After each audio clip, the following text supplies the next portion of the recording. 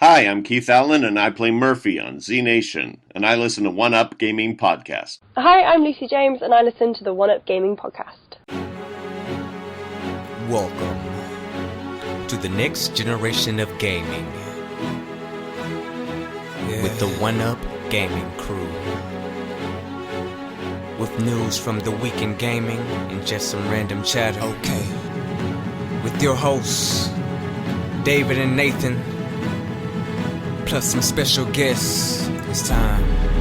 For more info, please visit www.oneupgaming.co.uk. Hi, David here, One Up Gaming, episode 350. It's amazing that we managed to get this far. It's amazing that we've got so many downloads every month. I would just like to thank everyone that has watched, downloaded, commented, liked, subscribed, anything like that. It's absolutely amazing that we've got up to episode 350. This is going to be a different show.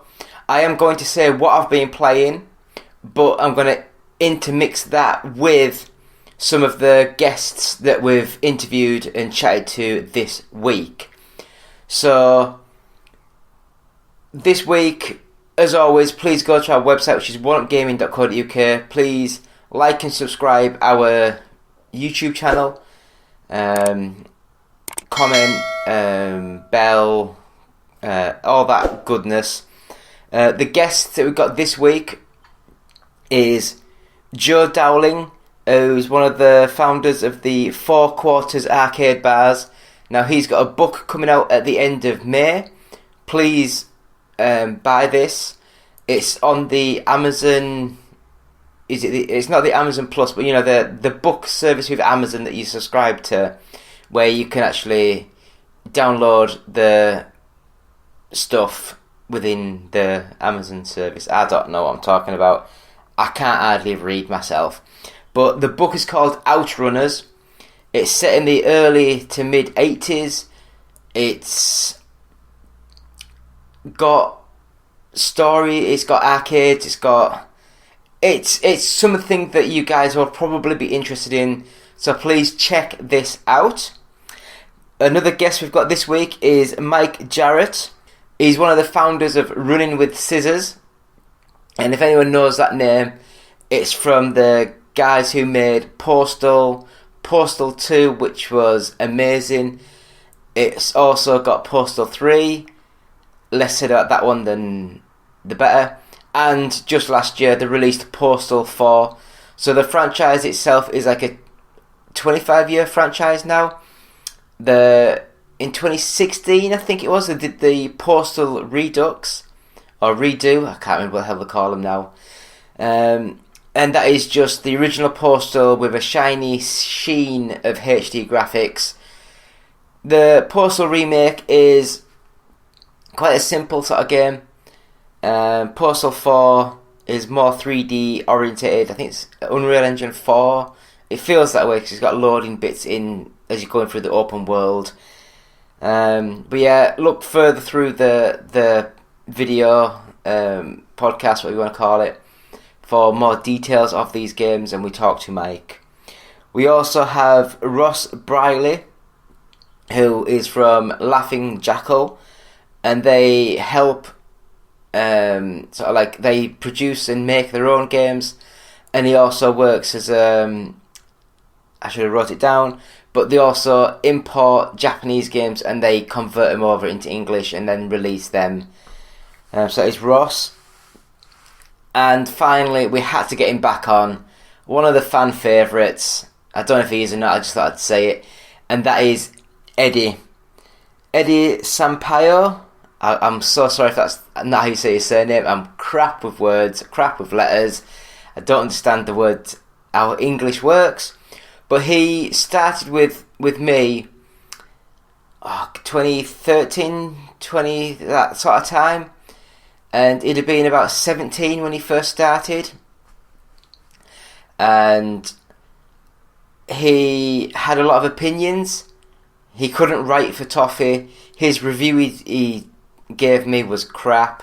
He'd put the words, like the fonts, what do you want to call it, the size, it like increased everything to like a 25 or 30, and to make it look like he'd written a full page, but it was like just like a couple of sentences really. But Eddie, it was always good on the podcast, always good to chat to, so we brought him back just to have a quick chat, see how he's doing now, and any of the memories that he had of the One Up Gaming podcast. So that is what we've got this week.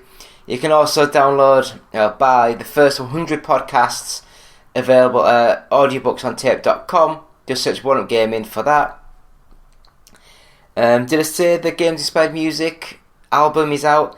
Just go to Google, search Games Inspired Music, or go to Spotify, or go to Amazon, anything like that, and you should be able to buy that. And with that one, 20% of each sale will go to the Child's Play charity. So without further ado, I will have a quick break and we'll come back with what we've been playing this week.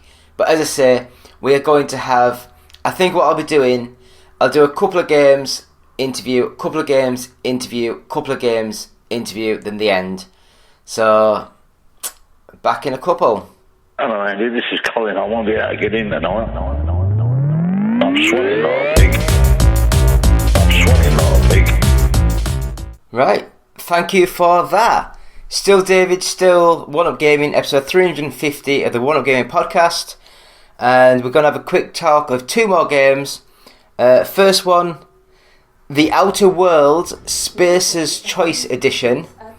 Now, if anyone doesn't know what the Outer Worlds are, shame on you. It's an amazingly brilliant RPG series. Yeah, they might be owned by Microsoft now, but their comedic timing for this game is amazing. They've redone the assets, redone everything, made it all proper, like 4K, 60 frames a second, made it look gorgeous, and they've really next-genified the game. And yeah, it is. If you like RPG games, get this. Don't question yourself, it's amazing. Other than that, I mean, they're the same team who made like the Fallout New Vegas 1 and 2. So you know the pedigree's there, you know they're a decent team. The next game that I played this week is Advent Rising. And this one, I only played it because it was like on the Xbox, available on the thing. And as I was playing it, I remember back in the day, it was like advertised like crazy, like it's going to be the new franchise, new trilogy, new this, new that. Open world, open space, open story, everything was just massive. Playing this now, it's got elements in it, elements that are just so far ahead of the time. Some of the design, some of the philosophy of the gameplay, everything is just that next level up of, once we get to the 360, this is what we're aiming to do. But back on the original Xbox, I just don't think it was quite capable of doing what they were trying to do. And unfortunately, because of that, the game just kind of failed. The publisher, was it Majesco, didn't have the funds, the budget to properly push this game out, and unfortunately it just failed. But yeah, that Advent Rising. It's a bloody good game. It's a good game. It's not great, it's not bad. Some of the gameplay elements are a bit wonky, but I think that's because they were really stretching and reaching for that next sort of level. So yeah, again, I would say if you can get hold of it, try it. It's a good little game. And yeah, so that is that. So we'll have a quick intermission and we'll come back with the next chat. So future, I keep saying future me, but it's not, it's past me, because I'm the future recording now. He was in the past. But yeah, so past me, take it away, have a nice chat. And we're back, One Up Gaming, episode 4. No, I keep saying 400, it's not, it's 350. I generally have to have my phone next to me to see what the last one that I recorded was because numbers are hard. Yeah. Anyway, we have a special guest on this time, so please just introduce yourself. Hi, I'm Ross Brierley. I work at Ghostlight and Laughing Jackal, where I'm the community manager, PR person, tester, and pretty near everything else at the moment. So, yeah, I've been there 16, 17 years now, and since the PS2 days. And we primarily do bring Japanese games to the West. We used to develop a few of our own, but now we pretty much just exclusively bring over Japanese games or port them over for other publishers to release in the West. So you must have seen some weird games that have been over there. To be honest, most of the strangest games I've worked on have probably been Western games, because back in the old days, when I first started, we were also Midas Interactive, and we released a lot of budget games. Did a lot of budget games. Some of them were pretty good. Some of them were... I'm just trying to think, wasn't that like Mr. Mosquito and things like that? Yes, that was a bit before my time, but yes. And there's a huge range, lots of racers, lots of shooters, lots of puzzle games. There's a strange one we never actually did, which was a sort of match 4 type thing about octopus balls falling from the sky, and you had to sort of match them. That was fun, but unfortunately we never actually did it. We got a review copy in to evaluate, but we couldn't actually do it.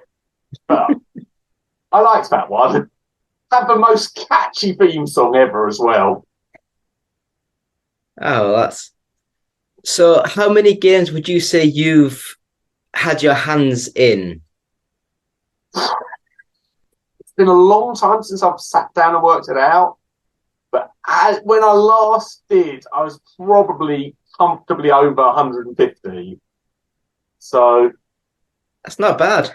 Yeah, I think that was a few years ago, so it's probably getting near 200 now. But yeah, I've been working at the same company since the PS2 era, so yeah, there's been a few. The most recent one we did, if I can get a cheap plug in, is Agrest, or Generations of War on Switch, which released exactly a month ago, in fact. The 24th of March, which is a return of a game I've worked on several times. We originally did the PS3 game version, which was the last ever PS3 game, but didn't have trophies. A little fact I remember, because we had a few people emailing me asking if we could have them, but it wasn't speed. And I also worked on a PC version, so... It was kind of like having an old friend back. To the extent, in the second dungeon, when I was walking through, I just suddenly started sort of turning off the main path to where all the chests were without really thinking about it. Just because I was the muscle memory was so strong, I was just, oh yeah, there's a chest here. So yeah. And I know you've sort of said that you've worked on a lot of varied genres, like races, puzzles, RPGs. Yeah. Would you say the vast majority would be the RPG at the moment? Certainly in recent years, yes. Since probably the later PS3 era, we've primarily worked with Japanese publishers, either releasing their games ourselves, or often more recently doing them for other publishers. We've done a lot of JRPGs, quite a few visual novels, though we've never actually released one ourselves, but it's something we'd be interested in, but the right game has never quite come along for us, but we've been asked to support a lot from people. some action games. We did the Way of the Samurai games on Steam, although we lost the rights to them, so they're now published by someone else. But they're still very cool games. Yeah. It's a scary world we live in now, especially when a lot of stuff's all like downloadable. And a lot of games, let's just say like the Forza games, they only get like a 2-3 year license for the cars. So they can only have the game on sale for like 3 years. Yeah, in this case, the games are still on sale, but just with the original Japanese publisher controlling the rights to them. So it's their release now. Yeah. But I did enjoy working on them.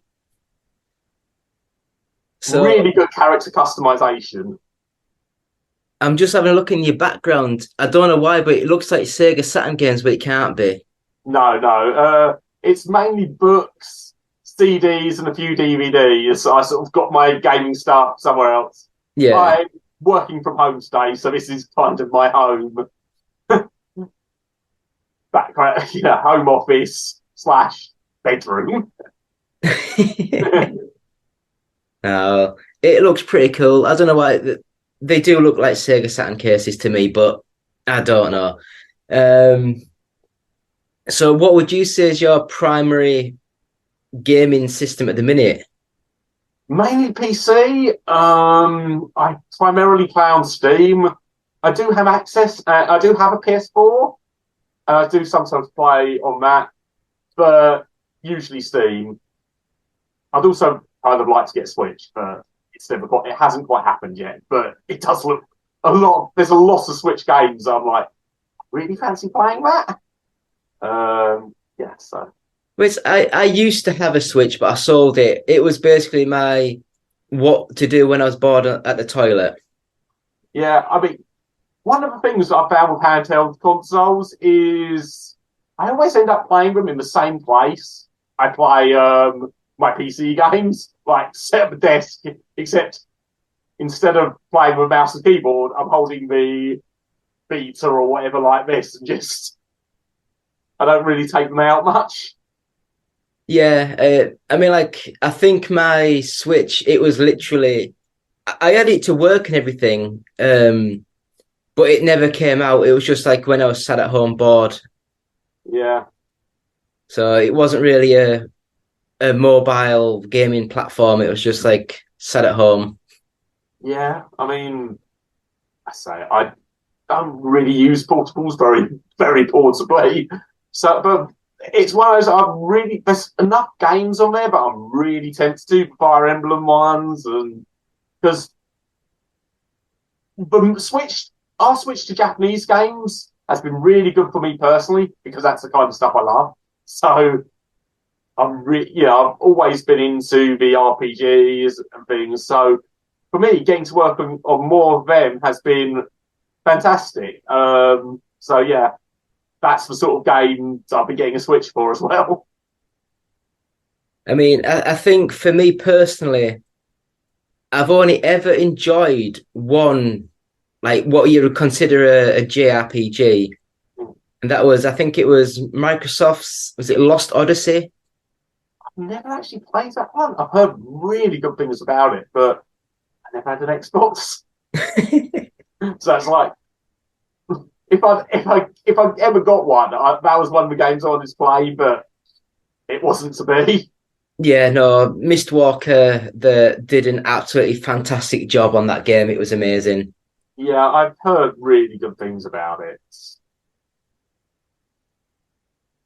But I mean, like for me, I don't know about you because like you're UK as well, but like a lot of the so-called mainstream gaming press, they go on massively about Nintendo and their games just because of the history of Nintendo in America, like covering like 98% of sales and everything. So a lot of people, it might be a so-so game, but because of all the history and everything, they just go massively over the top with a lot of the Nintendo sort of games. I mean, for me personally, I haven't owned a lot of Nintendo consoles in recent years. I had a Wii. Before that, my first console was an NES, so I sort of was a Nintendo child growing up. And I think they do fantastic games, but like they have certain styles that they're very, very good at. And outside, for me, that's pretty good. I love the Fire Emblem series. I enjoy platformers, so their platforming games are good. Mario Kart's always a great laugh when you've got some mates round. So for me, they really work. But obviously, the thing about video games these days, I mean, even more so, it's always been like that, but even more these days, there's such a wide variety of things that, you know, no one publisher or console manufacturer is going to satisfy everyone's sort of preferences. And I think Nintendo quite clearly sort of understand what your average Nintendo fan wants, what sort of person who buys a Switch wants, and are very good at homing in and creating games for that market. They're very creative within that space. Obviously, if you don't quite fall into that category, it's not going to work for you very well. I mean, I do think it's funny because like we've had a couple of people on our team who've been American, and when I mentioned to them that the Master System outsold the NES 4-1 in the UK, they're absolutely flabbergasted. I mean, it's one of the things about being in an English-speaking country that American history, particularly in the gaming space, sort of kind of overwrites UK gaming history unless you're really into it. Like, it's things like the talk of the gaming crash that happened about the Atari, which the wasn't 1983 really crash. Here.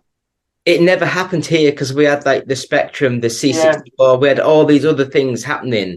Yeah, so you don't quite have the same history of Nintendo coming into a field that was not quite in ruins, but, you know, have very much seen better days and reviving it here.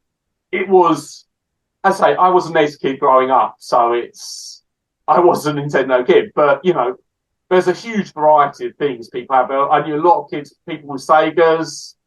I knew people with Spectrums, with Amigas. So, yeah, well, you know, you had a much bigger variety here than you had in the States, I think, in that period. Yeah, I mean, like, I don't know if you can see or not, but I've got like a stupid Sega Saturn tattoo on my hand. Yeah. That was my favorite game back in when Sega was doing the early like Model 2 sort of arcade games. Yeah. Like Virtua Fighter 2 is one of my favorites, Virtua Cop, Sega Rally, all these like fast-paced arcade sort of games I used to love. Yeah. And I mean, I come from a generation where I like to have a little bit of anything. I can't sit down and play one game for like 20 hours. I'll play something for half an hour, then turn it off. Yeah, I mean, I'm getting to the point now where I don't have as much time to play video games as I used to, which means in practice, if I play an RPG, I've usually got sort of 2 games on the go. I've got an RPG, which I'll sort of have ongoing, and that will take like a month or something for me to finish. And then I'll have, you know, a little thing, maybe a platformer or a sports game that I'm sort of playing just for sort of for a bit of variety during that period. But just, I mean, I guess that's the thing about what, you know, working and all that. You don't have the time you used to breeze through a sort of 60, 70-hour RPG in like a few weeks. No, I mean, I don't think I've ever. It's like that Lost Odyssey. I think it was on 4 DVD discs. Yeah. And I don't think I got off the first disc. Yeah, I mean, weirdly, I used to be terrible at finishing games when I was younger. Like, I never used to finish anything that's particularly long. Whereas these days, sort of, I guess, 10, I don't know, but I've got a lot better at sort of finishing games. Like, I think the first Final Fantasy game I ever actually finished was Final Fantasy 13. All the others I sort of played and got quite far into and then drifted off into another game. So that was the first one I actually sort of sat down and finished. And that was probably around the period where I got better at finishing RPGs. Wasn't 13 meant to be the bad one? I wouldn't say it's bad. It's not quite as good as some of the others. It's not as good as... I mean, my favourites were like 7, 9. I really liked 9. 12 was pretty cool as well. 13, I don't think was quite on the same level as... Oh, for me, anyway, wasn't quite on the same level as those 3. It was... I mean, I still enjoyed it. I finished it, and if I hadn't enjoyed it, I probably wouldn't. But I think I prefer the sort of the few ones slightly earlier in the series. That's all. Yeah, Probably, I mean, I guess I don't like the random battle encounters. I mean, yeah, I think that's probably my sort of Final Fantasy Golden Age. But then at the same time, how much of that is I was younger and, you know, you always look back fondly at things that came out when you were like, I must have been like in my teens when Final Fantasy VII came out. It's kind of hard for a game that comes out in the same series when you're an adult to compete with your memories from that era. I think I'd have been about 18, 19 when Final Fantasy VII came out. Yeah, I can't really remember when it was, but Was it 98? yeah, so I'd have been about 14, 15 then. So, you know, for a game to come out, yeah, when you play a game quite a lot when you're 14 and 15, it's going to be very hard for a game you play a lot like 10, 12 years later to sort of compare the two, because you're always going to have very fond memories of that sort of period. So, what did you make of the Final Fantasy VII remake that they did? I think it's really interesting. Like, obviously, there was some expectation, certainly on my part, there would be a lot closer to the original Final Fantasy VII than it ended up being. But in a way, I think it's quite an interesting and brave idea to just sort of take it in a very different direction than the original Final Fantasy VII went in. Because as I've sort of mentioned, you probably can't compete with my hazy memories of sort of 15 and 16, putting it on the PS1 and it was PS1. And I hadn't played a JRPG before that. So, you know, it formed a lot of my opinions of what a JRPG is. I'm not sure you can really compete with those memories. So to sort of try and take it in a different direction was quite an interesting call, I think. Yeah, I think after the initial backlash of how the game was, I do think that there was more in the game for newer people to get into and to actually hold on to. Yeah, I mean, it's always the issue with remakes, particularly remakes of something that's so fondly remembered that you're trying, you know, my memories of Final Fantasy VII are very different, and what Final Fantasy VII actually was are very different things. Like, I remember actually on my big TV a few years back, I fired up Final Fantasy VII, the original, and sort of played a bit. And it's still a fun game. I still enjoyed it. But I was like, did it really look like this? This doesn't look quite right. Very pixelated and washed out. Yeah. And it's like, I mean, one, obviously at the time, what you were used to was very different to what you're used to now. But also, the preceding decades have sort of, I say, left a slightly hazy vision of what it was like, and it's just, yeah, it looked really cool, and I've got these memories of it looking a lot better than it actually was, But I don't know, better's the right word, because obviously you're sort of working within the technology of the time, and what seemed fantastic then looks old and potentially a bit dated. I think Final Fantasy in particular, because it was sort of pushing the edges of what was done, is particularly susceptible to that. But it's still a fun game. But I do think the decision to go, off in a different direction really, was a really interesting and quite cool, quite brave move. So I think for me, my favourite sort of era was the early 32-bit, when they were doing the really cool looking 3D environments that look absolutely janky to hell now, but back then it was amazing. Yeah. Like, I think it's an era that's kind of hard to go back to, because it was, I mean, at the time it was amazing, but they were still working a lot of things out. And you sort of go back every now, you can see the potential. There's some really cool stuff, but at the same time, it's like it's similar enough to how things work now, but the differences completely throw you. I mean, for me, I think the biggest difference was the actual controller.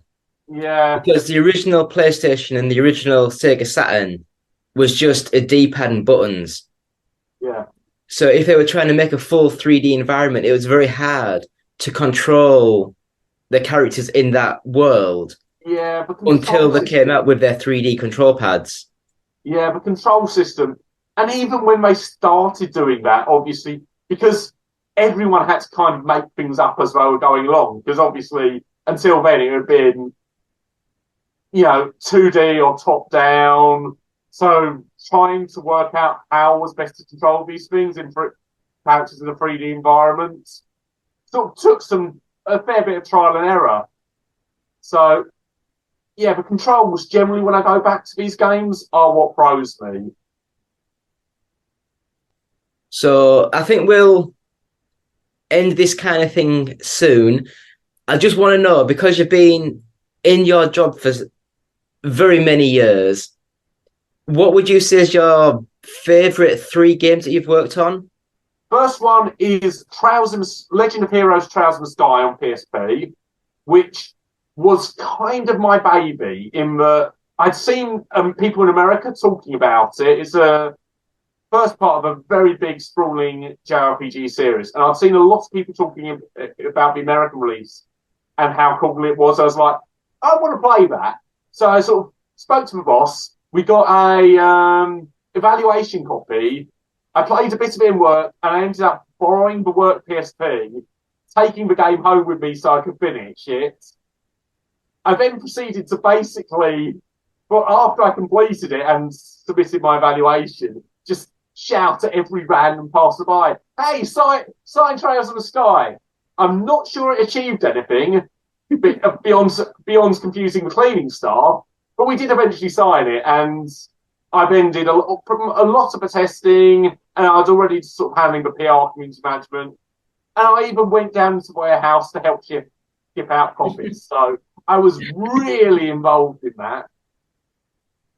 Second favourite one, Persona 3 Portable.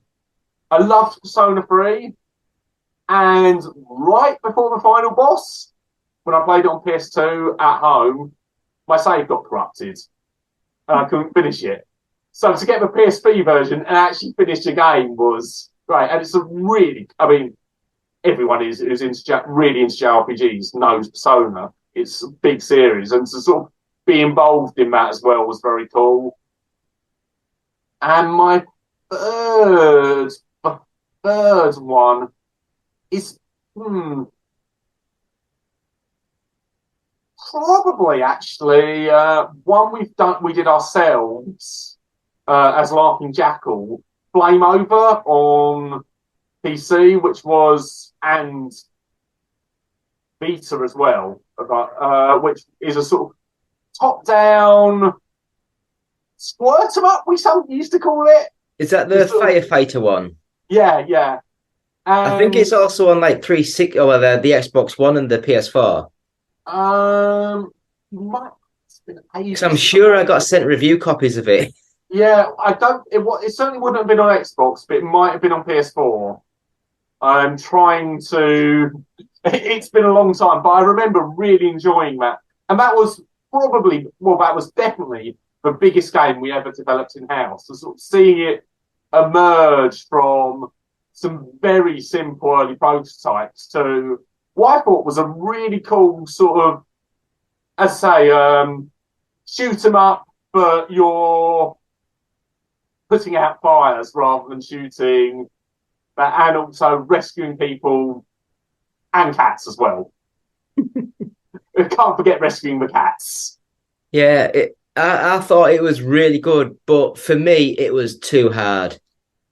I think if we could go back to it, the difficulty is probably the thing we'd look at. Like, it's because it's got a very, very cartoony look and looks kind of almost like it's aimed at a young age, but the difficulty is quite punishing. Yes, it was. Yeah. So, Ross, thank you so much for coming on. Yeah. Thank you, and thank you for having me, and congratulations on 350 episodes. Thank you. You remembered it better than I did. I've been revising. Thank you so much. Thank you. Thank you. Bye. Hello, Andy. This is Colin. I won't be able to get in tonight. I'm sweating like a pig. David here. What up, gaming? Gonna have a quick talk about some of the games we played this week. So I will just go straight into it and say the first games we played this week is Postal Redux. Now this one is a running with scissors game. They released this after Postal 3, and only you can stop the evil. It's quite a simple game that now that you play it. I'm not 100% sure how it had played on the original PC. It might have been with the arrow keys or something to move up, down, left, right, and then your mouse would have been where you aim to shoot and fire. Guessing. On the PlayStation 5, 4, whatever you want to call it, the game was only about £7, so about $10-ish, and the left stick moves your character and your right stick aims where you're shooting. So in essence, it's been turned into a twin stick shooter. It's a very basic twin stick shooter, trying to speak, and when you're playing it, it's actually quite fun, very simple, very easy to get into. You just run around and it's like you have to kill like 80-90% of the enemies on screen. You don't have to kill the innocents, but you can do, and you can get like other unlockable bits and bobs. So considering this game's about 25 years old, it is still quite a good little game. I would recommend it. I think it's a fun little game. It's not the best, but it's a fun little game, and in this day and age, all we really need is fun. You know, that's what we need. Just mindless violence, turn your head off, turn your brain off, and just go into it and just blow things up. Lovely. And the next game that I played this week was Postal 4, and I wasn't sure what to expect because I saw a lot of reviews, and a lot of the reviews for a year ago were really quite scathing in this game. Now, I remember playing Postal 2 all the way back, years and years ago, and thinking it was fun, but I had no idea what I was doing, just walking around aimlessly. And I got the download code for the new Badlands. I can't remember. I apologise. I really should write these things down. I've just got the name of the games I played, not the actual bits.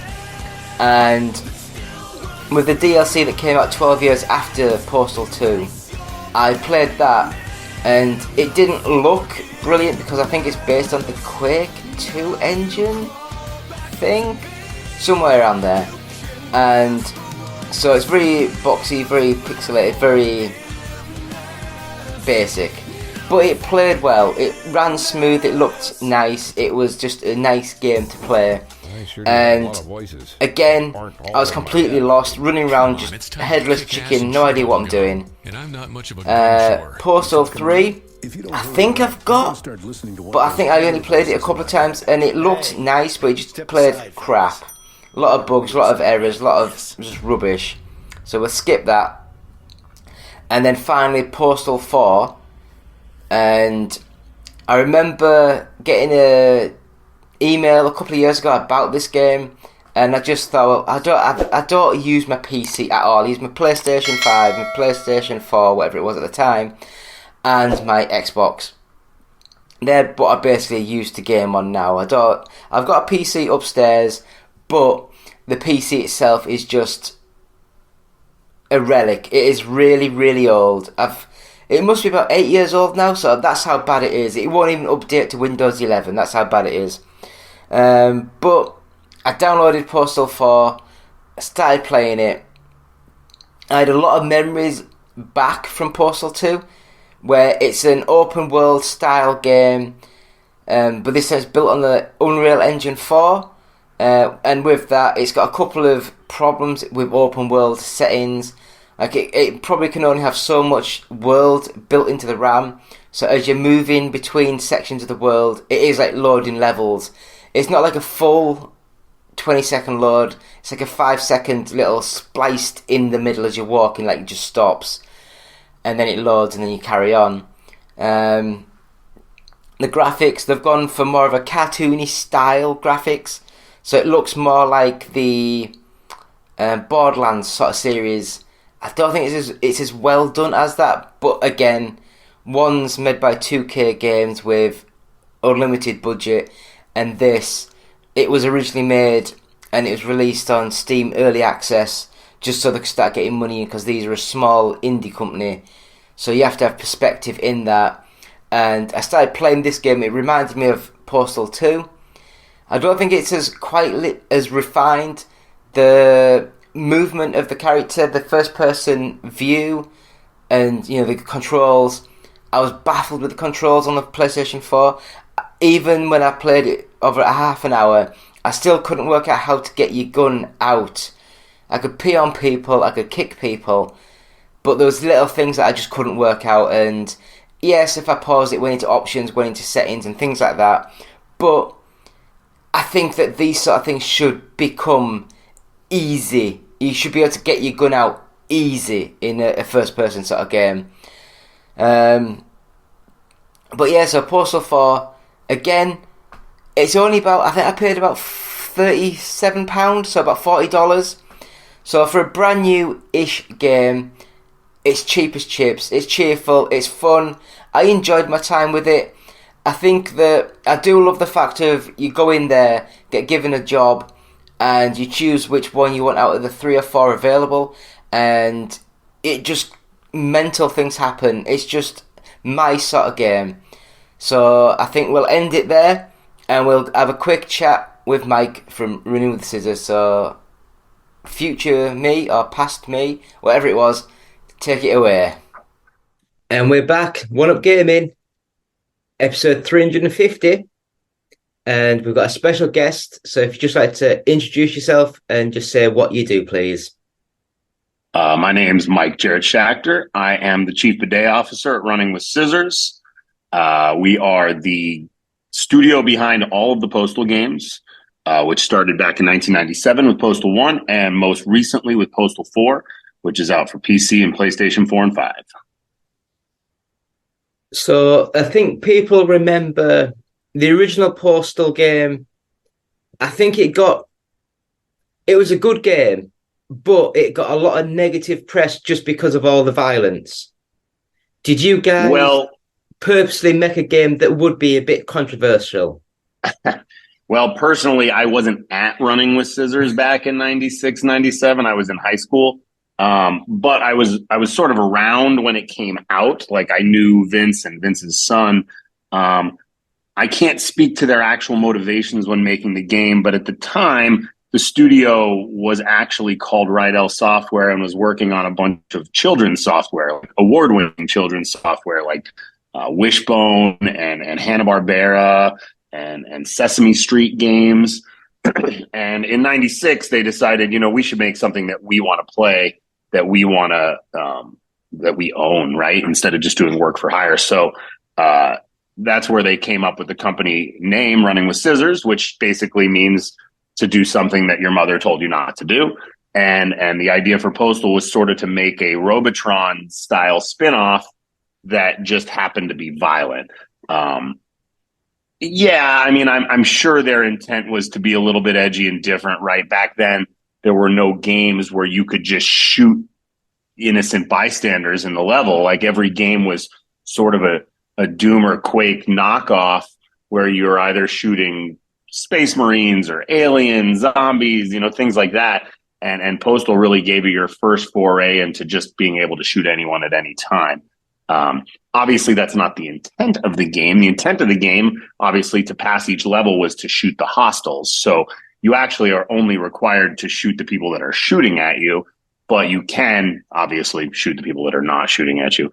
GTA 1 didn't come out for a little while after Postal 1. So obviously the trend towards that type of game was coming up.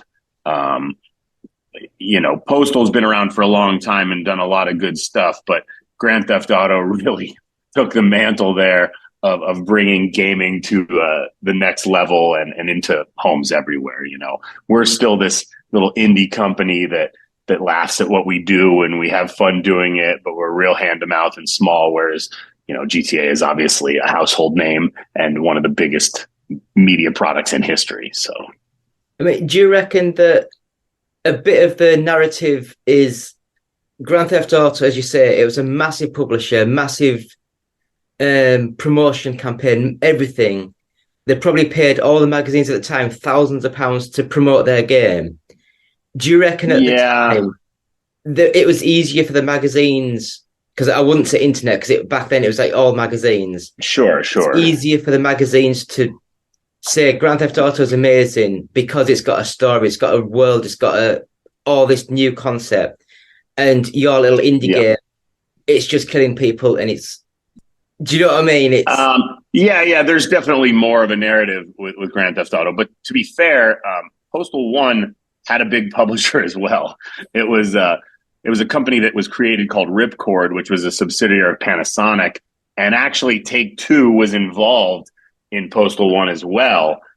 It's not like we didn't have the backing. It's just that Postal 1 took the brunt of the political problems. I mean, GTA has had its fair share of political problems over the years, but they've avoided what we've had to go through. I mean, Postal 1 got taken in front of the United States Senate by Joseph Lieberman and was denounced as one of the worst things for the kids in 1997, which sounds like an amazing promotion, right? But at the same time, it also terrified our publisher.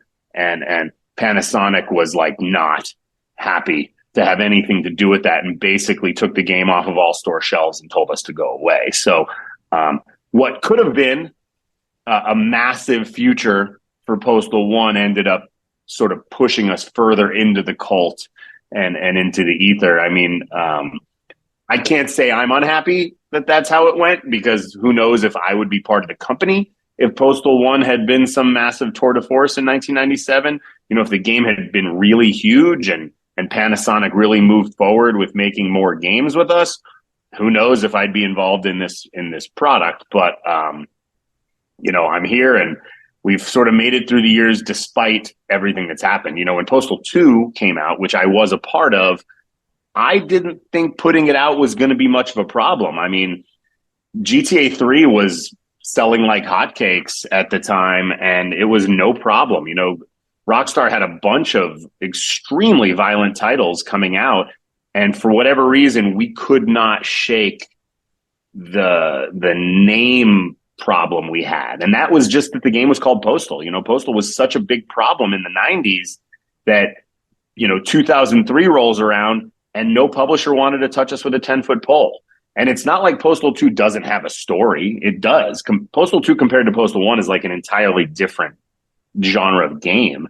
That said, it's still violent and has some offensive stuff in it, but it does lean more into the slapstick humor. It does have what I would call somewhat of a story versus Postal 1, but it didn't matter. We ended up with some sort of boutique crappy publisher that basically got us nowhere.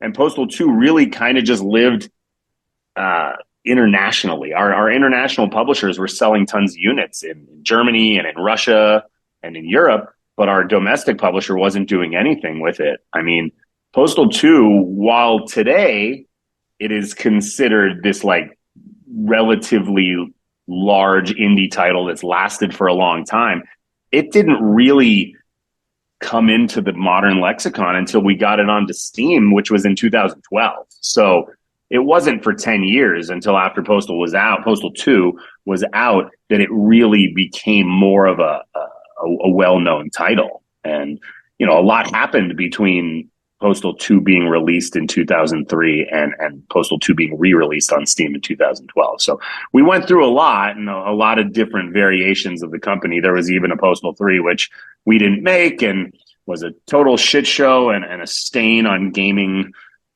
history. But Postal 2 really is the title we're known for, but it's not because it came out with a bang. It did not come out with a bang. And it really did take a long time to become what it is today. So. But I think back then when Postal 2 came out, again, in the UK press, there was one magazine gave it like 8 or 9 out of 10.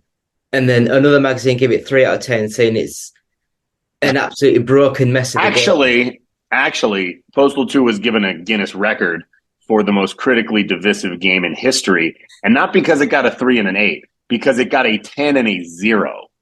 Back in the day, there was no Metacritic. It was a site called GameRankings.com. And the aggregate sites, one of them, I can't remember the site, gave it 100%. Crazy town, but gave it 100%. And then Computer Gaming World, which is one of the largest magazines on the planet at the time, gave Postal 2 a 0. And the infamous quote in that review was that until they packaged syphilis, Postal 2 is the worst product ever foisted upon the consumer. So we've actually run with that quote for the last 20 years. And worst game ever is a trademark we own now. And we put slightly better than boxed syphilis and worst game ever on everything we sell. I mean, do I think the reviewer was wrong? Yeah, but it was a hilarious quote. And I'm actually friends with the guy now. I can't say he loves us, but he knows that quote sort of went down. And I think that it is easier nowadays for the press to hate on us because they know we use these quotes than what they would normally give out. I mean, I'm not saying we sit around making amazing games. We don't. We really like just making pieces of shit that we laugh at. But the media does not have a great relationship with our with our history. So I mean, as you were saying, Postal 3, it's erased from history basically. What made you Postal 3 sucks. Yeah. Postal 3 sucks. I sell stickers on my site that says Postal 3 sucks. So was it the fact that it was so bad that you guys had to go back in, and was it a 12-year gap between Postal 2 and the DLC that came out? Yeah, Postal 2 came out in 2003 and Paradise Lost came out in 2015. Yeah, I mean, Postal 3, long story short, our Russian publishers that had made a ton of money off of Postal 2 wanted to be involved with Postal 3. They wanted to fund it. They had, 100-something developers at their office. They were making pretty high-quality games.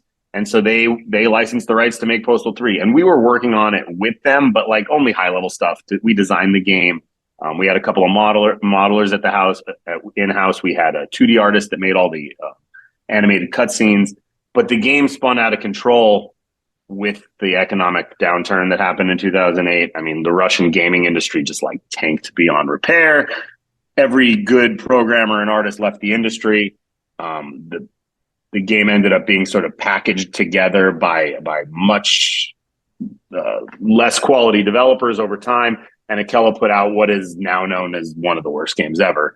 That came out in Christmas of 2011, and it wasn't until a few months after that that we applied for Postal 2 to be on Steam. We had been trying for 5 years to get Postal 2 on Steam, and Valve just kept telling us no. And then they launched a service called Greenlight, which allowed indies to put up their concepts and the fans to vote on what they wanted to be there. So we threw Postal 2 up there, and even though it got pulled down at first because Valve thought it was just fans doing that, it ended up getting voted through, got put up on Steam, and like all of a sudden we're selling tons of copies of this game, and we have all this money coming in, and we're like, okay, well, we need to fix the game. We need to include Steamworks stuff, achievements, all that good stuff. But once we finished with all that, we were like, well, shit, we need to do something for these people. And we had all these, these modders that were helping us out. And we're like, well, they all know the engine, so we might as well make an add-on for Postal 2. And so sometime in 2014, I think, which, it's 11 plus years later, we have a team working on an entire total conversion DLC of Postal 2 called Paradise Lost. And it came out in 2015, and it's still one of the highest rated DLCs on Steam. It's definitely one of the latest releasing add-ons for a game ever. And we're very proud of it. And it really sort of brought us to where we are today. I mean, we've had a couple of misses since. We worked on a remake of Postal 1 called Postal Redux, which, while it is a very good remake, it just never sold well. We worked on a VR title for a couple of years that just never came out. That's not Postal related. It's called Assault and Battery.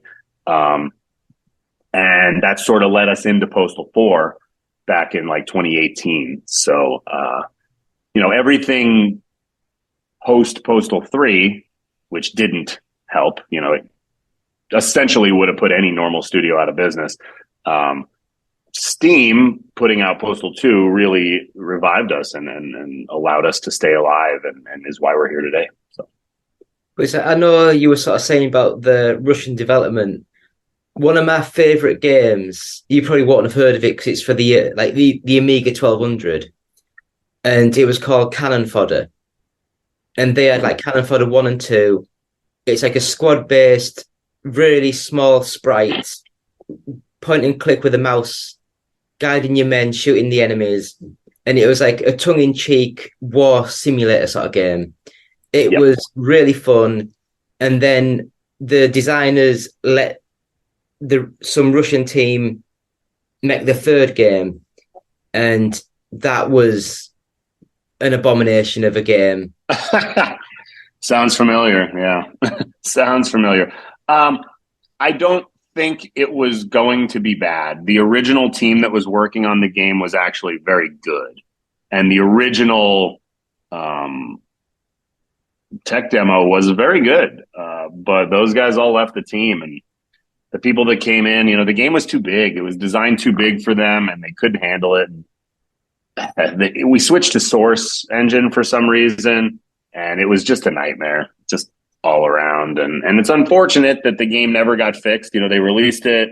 It was completely broken. They did release one patch, which at least fixed a few things and made it so the opening level didn't crash, but then they fired the whole team. So Postal 3 had sort of been sitting in this fucked up state on Steam for about 10 years. And then last year, the DRM that they never took off the game for some fucking reason broke.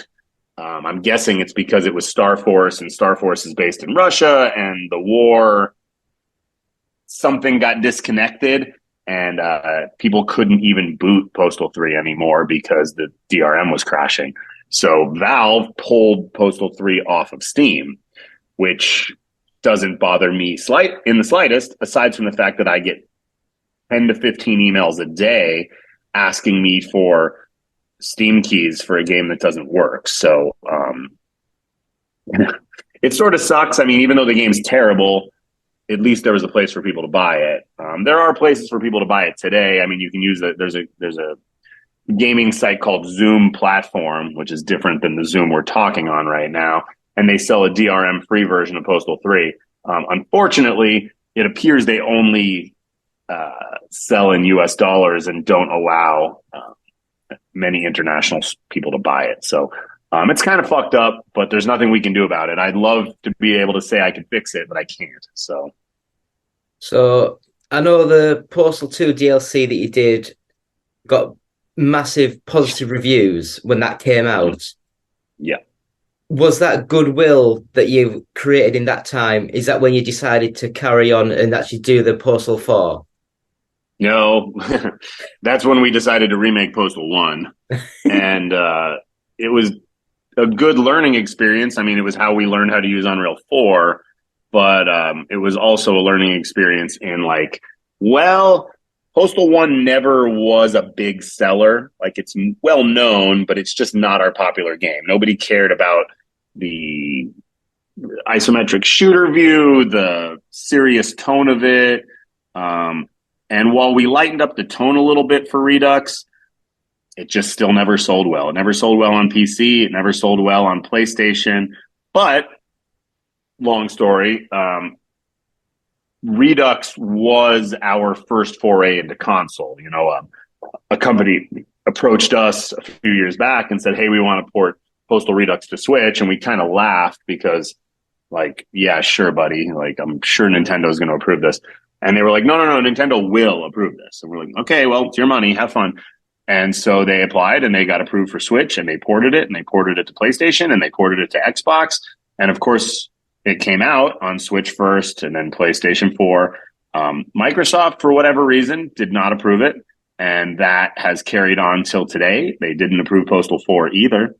But while Postal Redux is not some big seller, it was our first console game. So it is an important milestone for us that game ended up having the legs it did. I mean, it's been on sale on Steam since 2016. It's been on sale on PlayStation and Switch since 2020. So, it's still out there doing numbers and it's our only game on Switch. I mean, Switch is definitely not a console that we would even attempt to put Postal 4 onto. But it is nice to know in the future that Switch is an option, that Nintendo consoles are an option for us. And for some reason, Microsoft consoles are not. But I'd like to say that we're now a PC and console developer. So Postal 4 then. Mm-hmm. I'll be honest. Postal 2, I remember because I think I'd have been about 18, 20 years old when it came out. And that sort of game's perfect for me. You know, just the stupid humor, the violence, the grotesque bits of it. It made me chuckle. I quite enjoyed it. But getting older, because I'm like in my early 40s now, I think my PC's upstairs and it's just sat and it's a really old PC. I don't use it at all. I've got my PlayStation 5 and my Xbox Series X. So I've been out of the PC games for the last sort of 5 years, maybe. I mean, I'll be honest, I think I got an email from you guys, it must have been 2-3 years ago, about Postal 4. And because I don't have a PC, I just deleted it and I've not thought about it since. So how has the game been received since it's come out? Well, we put it out in early access in 2019, and we put it out in what would be considered a completely unreleasable state. We put it out mostly because we had to. We had this concept. We were originally working on a remake of Postal 2, and then we decided that, it's just too much work for a remake. So we said, let's make the next game. And it got to a point where, like, we needed to monetize. And so we used early access to help monetize the game, which it did do that. I mean, when we put it out, it was in a really, really, really, really early alpha state. Janky as all hell, broken, but people didn't care. They were like, this is obviously the next Postal 2. Let's fund this shit. And it did really well on early access. And unfortunately, our heads got too big for the product and we over-designed and we over-hired and the design sort of just got away from us. And After about 2.5 years in early access, we needed to leave early access because early access sort of will only carry you so far, and you need to get to that 1.0 release to monetize some more. So we were using early access as a form of crowdfunding, and we definitely left early access a little too early, which we were very transparent about. We needed to come out of early access. We needed to monetize. And so last year, just over a year ago on 4/20/2022, we left early access, and the reviews were not great. I mean, the game was still in a fucked up state. It wasn't completely optimized yet, but like we said, we were honest about it, which didn't impress any press. That doesn't work. But we have been honest with our word, and we've spent every dollar we've made continuing to work on this game. And for the last year, we've continued to release updates. We paid a porting house in Ukraine to work on the console port and to help us with optimization. The optimization on the game has come a long way. The game works on a lot lesser PC now. It runs on a PS4, although I don't recommend that experience to anybody that could potentially play it on a PS5. But as of March 21st of this year, the game is out for PlayStation 4 and 5 now, and we are still continuing to work on this game for the foreseeable future. I mean, this is not abandonware. This is not Postal 3. We are spending every dollar we make on this game. I mean, just like Postal 2, people seem to have these rose-colored goggles with what Postal 2 is, and they think that this 20-year-old game has always been the game that it is today. It has not. The game was very buggy and janky for a really long time. I mean, full disclosure, the game's still very buggy and janky, and that's the way it's always going to be. But it does have 20 years of updates, mods incorporated, and just endless love that's been thrown at it from all corners of the earth. Postal 4 is going to be like that too, and people will hopefully in the future remember Postal 4 very differently than they do right now. I mean, there's definitely a subsection of Postal 2 fans that hate Postal 4 because it's not Postal 2. They wanted a game where you could shoot terrorists, and I don't know, we're not the same company we were in 2003. Like, there's definitely more slapstick humor. The game is meant to be way funnier than Postal 2 was. Postal 2 is a lot more black humor, and while it is significantly more slapsticky than Postal 1, we have definitely gone up in that regard. I mean, especially if you played Paradise Lost, like, you kind of know what you're getting with us.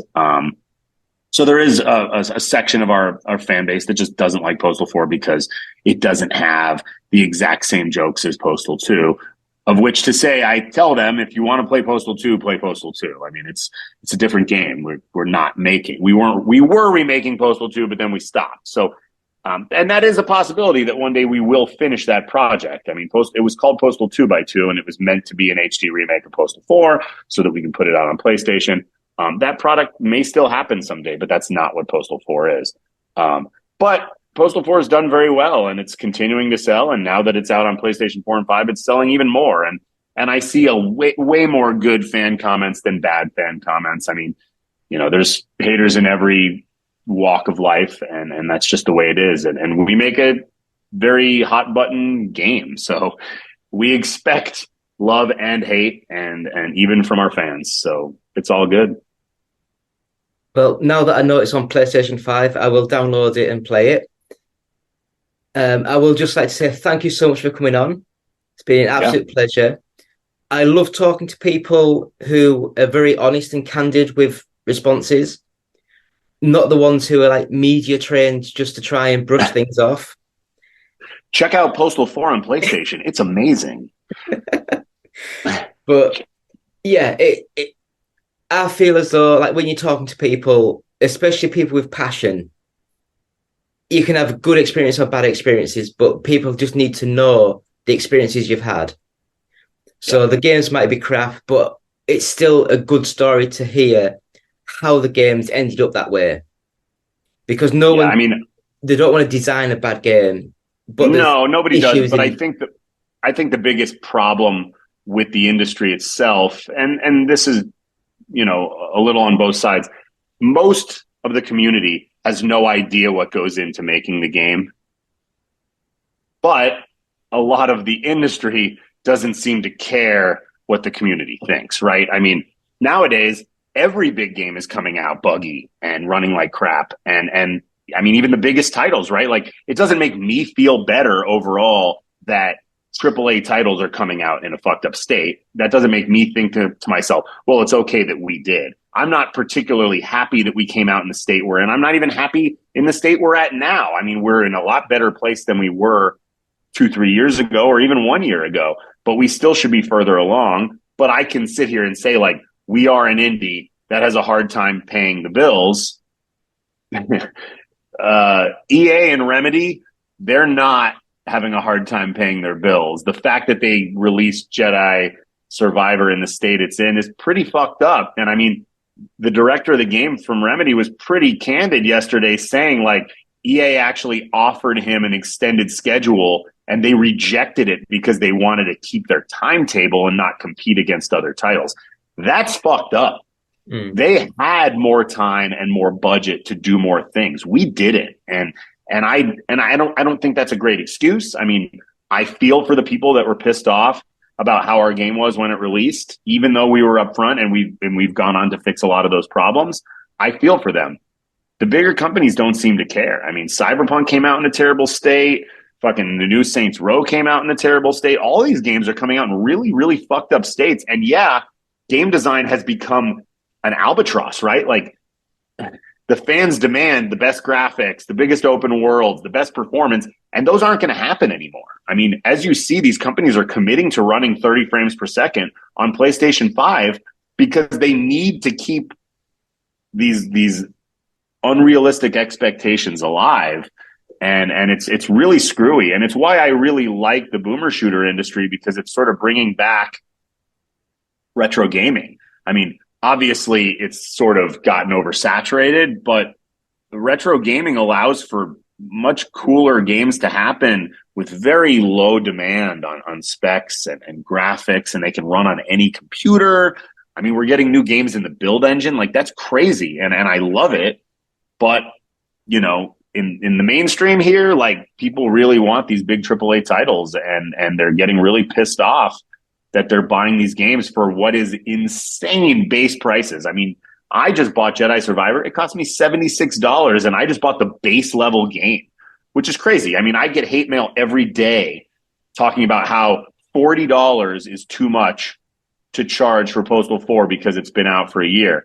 And I'm like, actually, it just came out on PlayStation. It's a new game on PlayStation, and it's only $40. You could go buy Jedi Survivor, which is $70, and it has its fair share of problems. So, like, you're not gonna make everybody happy, but you just hope that you make, you know, the main core group of fans happy, and I think we've done that very well. You know, this is a 25-year-old brand at this point, almost 26-year-old brand at this point. So it's been a long, windy, hilly road, but we're still here and we're still having fun. So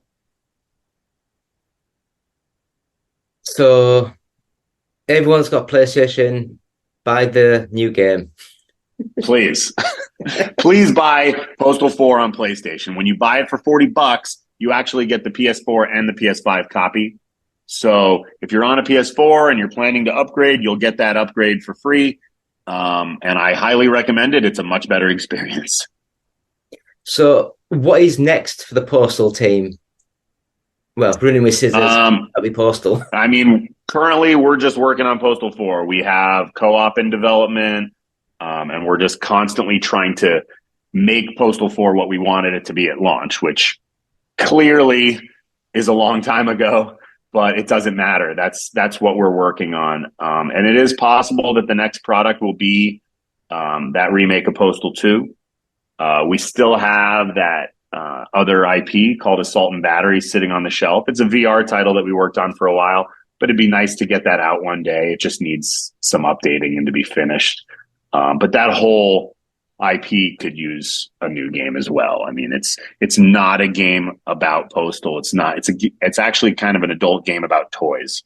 So can't speak much more about it, but it is a cool, different title, and maybe one day that'll come out.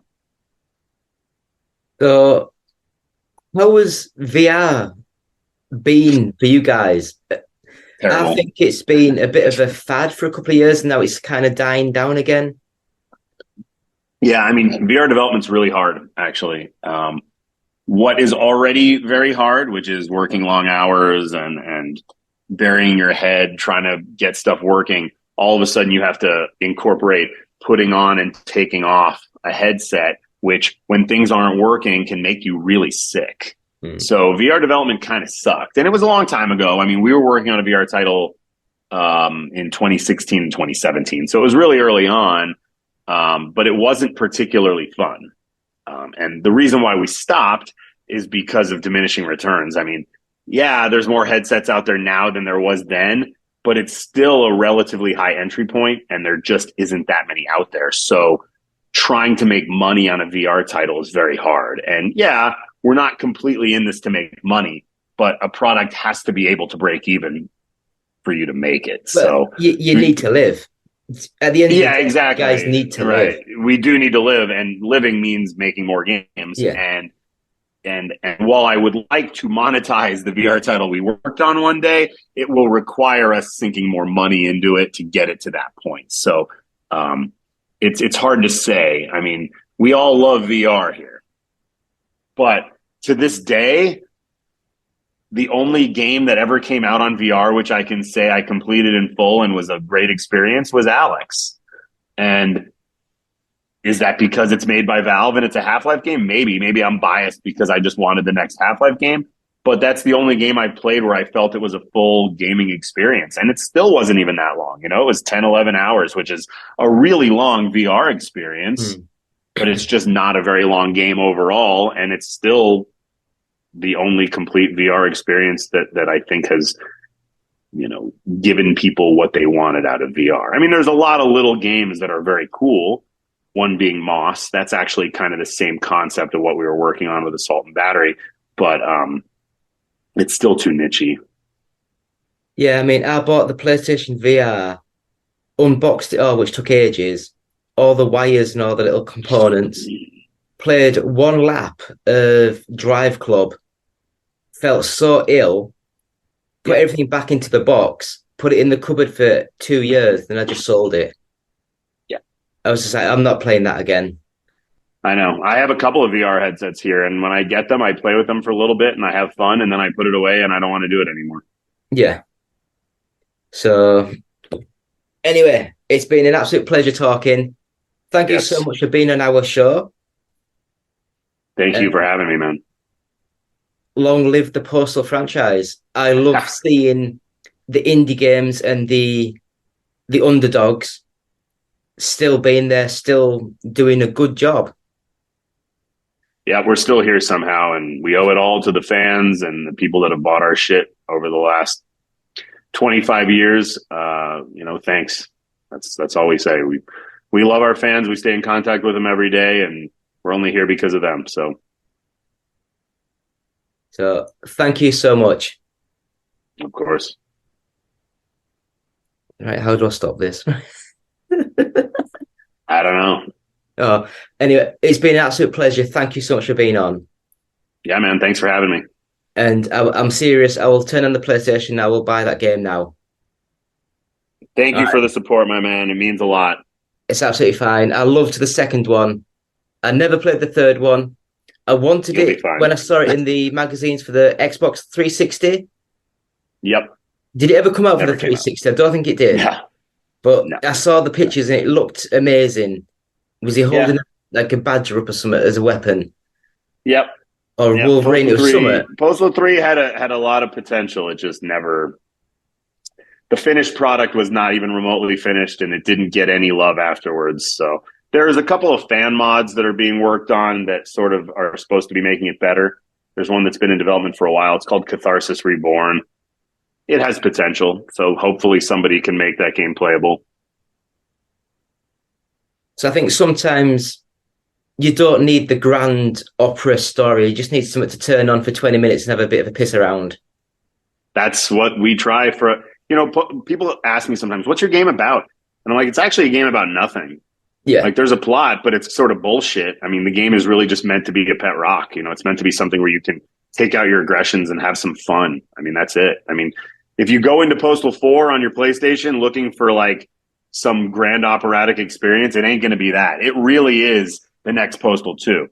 And will it live up to what's in your head? Maybe, maybe not. But it is fun. And, just remember, it was made by less than 30 guys spread all over the world with passion. It's hard to make these fucking games. So when you run into bugs, let me know about them. But there's going to be bugs. So It's absolutely cool. Oh, thank you so much. I will let you get on with your day. Sounds good. Thank you, man. Bye. Right. See ya. Hello, Andy. This is Colin. I won't be able to get in tonight. I'm sweating like a pig. I'm sweating like a pig. Still David, still One Up Gaming, still episode 350 of the One Up Game podcast. That's another chat. That's another one done. And we've got 2 more games to talk about. And this time we're going to talk about Crazy Strike Bowling EX. And I believe I played this on the PlayStation 5. I believe. And it's a very, very basic bowling game. It almost makes Wii bowling look advanced. Don't get me wrong, the graphics are really nice and crisp and clear. It's got some wacky anime style characters, and it's a nice little game. It's not... If it was like £15 or more, you're probably paying too much. If it's associated with a brand of anime, I don't have a clue if it is or not, because I'd never heard of it. I've never seen any of these people. But yeah, I would say if you can find it for £10 or less, $10 or less, give it a go. It's not a bad little game. It's just not a great game.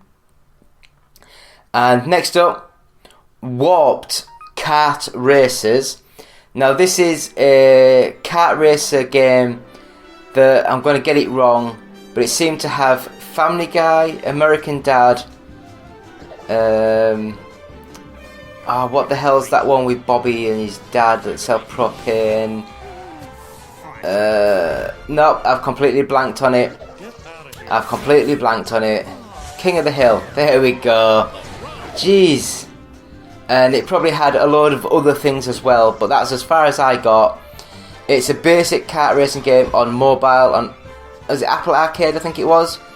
So it looked nice, it played okay, a little bit simple, and I didn't like the fact of all of the mechanics built into a lot of mobile games. But it looked nice, it had sound effects, it had character voices. That is what you need in this day and age. So yeah, that's that one. So we'll cut back and we'll go back into another chat. So, One Up Gaming, episode 350. Thank you. Back in a few. And we're back. It's One Up Gaming. It's episode 350 of the One Up Game podcast. So it's me, David, and we've got a special guest. If you want to introduce yourself and what do you do, please? Sure. I'm Joseph Dowling. I work for Four Quarters, one of the original founders of Four Quarters, which is the UK's original arcade bar. And I'm also a writer. So, about the arcade bar, because I was looking into doing something like an arcade bar, but with like retro consoles. Yeah. Where people would come in, pay like £5 or whatever, or £2, get an hour's time. Yeah. But it just worked out that it's probably not worth the effort for the money coming in. So would you say your bar is more the drinks and stuff, and the games and arcades are just the added bonus? Yeah, I'd say it's our USP, but we've always had the philosophy that it's bar first, gaming second. And I think there's other models where people maybe go the other way around, and we want to be a bar that people would want to go and drink in, even if they're not gamers. So, that means good drinks, good atmosphere, and a good game selection. But plenty of our customers are not necessarily there for the games, and all 5 of our bars are very different. So, our flagship bar in Elephant and Castle is packed to the rafters with consoles and arcades. It's got 30 arcade machines. But the site in Hackney's got a big outdoor beer garden where in the summer maybe might be 100 people out in that beer garden, and a lot of those people aren't that interested, if at all interested, in the games angle. But talking about other models, I mean, Arcade Club are the obvious ones. They do a paid entry model of £10 or whatever, and the bar is less important for them. But it's always been bar first for us. So, do you ever sell the old arcades and put the money into new arcades, or do you just collect everything that you've got? Well, we probably are a bit too much on the side of hoarding, but we're trying to get better at that. So we do trade a bit. Our arcade engineer Tom, he works full time on that side of the business, and we do a bit of trading. I mean, our mindset a few years ago was don't sell anything, but now, just because we're running out of space, we would like to try and get new machines in, and it's a bit of a one in, one out policy at times now, just because we've got a lot of machines that maybe aren't that attractive to our customer base because they're maybe a bit too difficult, or machines we've had a bit of technical problems with that aren't maybe durable enough for the rigors of being on a site where everyone's drinking and smashing the controllers and not being as gentle as you might hope if you've got your pristine arcade cab that you don't want a scratch on. So, I mean, if you know anyone that might be selling either a Ridge Racer or a Sega Rally or a Virtua Fighter 2 cab, I'd be very interested.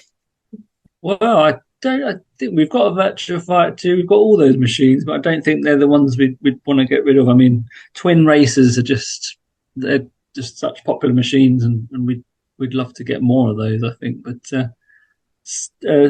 upright single-player Sega Rally, they come up quite a bit, so you shouldn't have too much trouble getting one of them or a Daytona. But Virtua Fighter 2, I think they come up. But the sit-down, you need a lot of space for those. The old twin racers. But I mean, I was interested in the arcade one-ups, but there's hardly any of them in the UK. A lot of them are just American only. Right, I'm not too familiar with that, unfortunately. We'll carry on. So, so you've wrote a book, and now you've got. Is it your second one? You're getting ready. It is. So I've got a dystopian thriller out on a small press from America called Mandate 13. But what will be much more of interest to your listeners will be my book I'm about to release, which is a self-published book called The Outrunners, which is heavily video games influenced. It's actually the first novel I wrote, but I've finally got around to polishing it and making it fit for consumption. And it's set in 1983 in the golden age of video games in San Jose. It's a coming-of-age story about a snarky English goth who moves to California when her dad gets a job at Atari, and the three boys who are essentially her suitors. And it's a coming-of-age story, but the arcades feature very heavily. The climax of the story involves a big arcade Olympiad where the three, some of the boys are competing on various arcade machines, and it's a constant presence throughout the story. Is that sort of classic arcades, the music of the time, the movies of the time. So it's quite a nostalgia piece. So, have you sort of like got the arcades period correct, sort of thing? So it'd be like the late 70s, early 80s arcades in there, or have you added a couple more? Just well, I'm pretty fastidious with my research. I'd like to think I haven't made any mistakes. My only problem I've hit with this is the characters. They're much more skilled than I am. They're more on your Billy Mitchell level than your Joe Dowling level of ability. So I haven't got anywhere near the skill level my characters have. So hopefully I haven't messed up with any of the intricacies, because, like I say, the games do feature quite heavily. Defender, Tron, Pac-Man, Missile Command, Robotron, all these classics, and I've got to say I'm not brilliant at any of these games. So I probably, I wouldn't be threatening the high scoreboards even on any of those games, as much as I love to play a lot of them. But no, I've definitely researched all the dates, and there shouldn't be any inaccuracies there. Star Wars, the Star Wars sit down cab is featured in the book, and that's like a new arrival, and everyone's like, look at this, the Holy Grail. And then later in the book, what is it? The laser Gauntlet, the Laserdisc game has just been released, so it should all be consistent with the dates. Yeah. Did you ever think of changing it to the late 80s so you could have Sega's Racer Outrunners in there? Well, not specifically. I mean, I'm potentially writing a follow-up that would be set in the mid-90s, so I can do a bit more of that era. But, I mean, you're singing off my hymn sheet. Late 80s is my era too, in terms of, I think that was when there was the biggest excitement around arcades, because they were just so much better than the home console. So you're probably a similar age to me. Your mind was just blown away by these games. I remember stepping into my local minicab office, which is where I discovered a lot of arcades, and seeing these machines. I had a little Spectrum at home or whatever, some a tape computer, and just the difference. It was later into the 90s. Obviously, the home computers caught up and exceeded in many respects what was in the arcades. But back then, if you wanted to get that experience, you had to go and put your 10p or your 20p's in and play it in the arcades. Yeah, I remember, I think it was the Teenage Mutant Ninja Turtles arcade game, the 4-player co-op one. Yeah. Me and my brother on a holiday at Blue Dolphin. We'd have been about 9, 10. Yeah. And we were just putting 20p after 20p in that machine. Relentless. And that was like 20p wasn't nothing back then, Like Turtles is a staple at all our bars. Everyone loves that 90s IP. But I know exactly what you mean. And for me, it was Operation Wolf. I remember playing that at an arcade in Broadstairs, and just I could never get past the second level. I still can't get past the bloody jungle level. But I just spent all my pocket money there. And then when I discovered arcades, I think it was Pole Position was the one that really grabbed me, and it was 10p. I just put my £1.50 pocket money in that, and I'd never get past the first race. But it was just so much fun. And then they started introducing machines like Smash TV, which was 20p a go, and the credit would last like a minute. So, yeah, 20p when you've got like a couple of quid pocket money, it doesn't last very long. And then the 50p games, oh my God. I mean, I think for me, my eyes opened when Sega first introduced like the Model 2 arcade board. Yeah. So Daytona, Virtua Fighter 2, Sega Rally, all these sort of classics. And I think they were £1 ago. Wow, yeah. I suppose they couldn't be. I remember by that point, I'd probably stopped paying attention. I remember when NBA Jam was 50p a credit, and that would have been in like 1995, and 50p a credit, and you needed like 8 credits just to play a game. It's like, yeah, you're getting out of the realms of affordability now. But so that would be sort of early mid 90s. You're talking with the. I think about 94 to 96, that sort of. But I think it was just with the Sega Model 2 board, I think that cost Sega over $1 million to develop. So I think you were paying the tax for how much it cost them to manufacture. Right, yeah. I mean, that's just Sega through and through, isn't it? They certainly spent a lot of money developing stuff. But those Sega, we've got quite a few of those in the arcade, in our bars, and Sega Rally, Daytona, always popular. And then the Virtua Fighter 2, we've got all those, Virtua Tennis, those interchangeable boards. They're the Crazy Taxi is another one that we use. But yeah, I think I'd stopped following the arcades at that point. And and then obviously PlayStation came along, and suddenly you could get that same experience at home. It was a total game changer.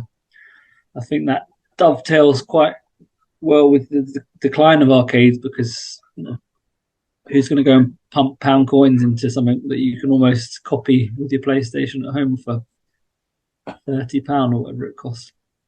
But it's like, I don't know about you, but where I lived up, because I'm from the northeast of England, and up here, there was no arcades, no arcade bars, no. We had to travel to either like a holiday resort, or it was like going down to Leeds and lower where there'd be some arcades. Well, So I never really got a chance to play any of the arcades in an arcade setting. Did Whitley Bay not have a good arcade scene? Yeah, that's still about 2.5 hours from me. Okay, well, fair enough. I'm in the same boat, really. For me, I was lucky enough to have this minicab office. Like I said, this minicab office that always had 4 or 5 arcade machines in, and that was what captured me, you know. And then I guess there was a few machines in the bowling alley or whatever. But yeah, the real arcades were all down on the coast. So Ramsgate, Broadstairs, you know, all those places. Margate, just Brighton at the time. But I think that, yeah, stepping into those places was amazing because you'd just be like 100 machines rather than 3 or 4. So yeah, it was a very rare treat. I can just imagine the smoke-filled halls. Yeah. Yeah, well, definitely of its time.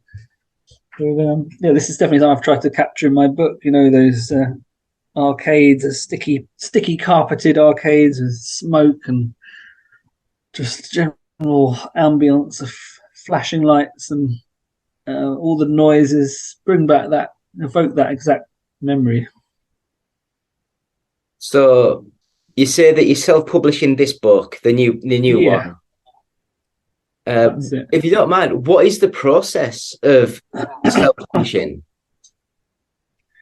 Well, this one, I've not got massive expectations for this because, like I said, it's pretty much the first thing I wrote of any substantial length, and I think it's a nice little nostalgia piece. I think it's a fun story. You can put as little or as much into these things as you want. I mean, with my first novel, we had about a 6-month lead time. And if you want to do it properly, you need to get advanced reader copies out there and start getting a bit of a buzz and getting people reviewing it on their social media and their blogs. But it is a very saturated industry. So you are not going to, unless you've got a huge marketing budget, you're not going to get thousands of reviews. And, you know, it's just being realistic, I guess. But the process for actually self-publishing these days is so easy, which is one of the problems of the industry, is anyone can do it. And I suppose there's no quality control to self-release on Amazon. You can release any poorly edited piece of junk.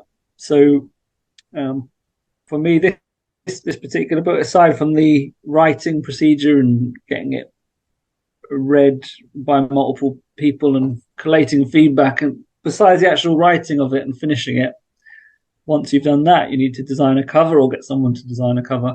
You need someone to typeset it, essentially to format it for ebook and print. And then it's really just a case of uploading it to Amazon on Kindle Direct Publishing, and you can set the date and you can release it tomorrow, or you can release it in a year. It's really up to you and how you want to play things and what your strategy is. But like I said, for this particular book, I don't have that high expectations. I just want to get it out there and get people reading it. And I'm, going to only be a couple of quid for this particular one. I'll be on Kindle Unlimited. And just want to get it out to as many people as possible. So I'm happy to advise if you go down that route. And so I mean, it might be different now, but I looked. It must have been about 10 years ago. I think when the Kindle sort of first came out. Yeah. And I looked to do self-publishing, and the cheapest place I could find, they were saying that you'd have to pay £300 up front, and then they'd do the rest, sort of thing. Yeah, there's plenty of these places that will either do all of it for you or do bits and bobs. But to be honest with you, you don't need them anymore. They're just going to charge you more for things you could do yourself. I mean, they call a lot of them vanity presses. They'll essentially release your book and you pay them to do it all, but you're always paying inflated money. And print on demand is the future for independent publishing, because no one wants to print off 2,000, 10,000 copies of a book and then have them all returned to you when they didn't sell. So print on demand, Amazon, the quality, as long as you do your proofing correctly and make sure it's done right, the quality is almost indistinguishable from a normal print run.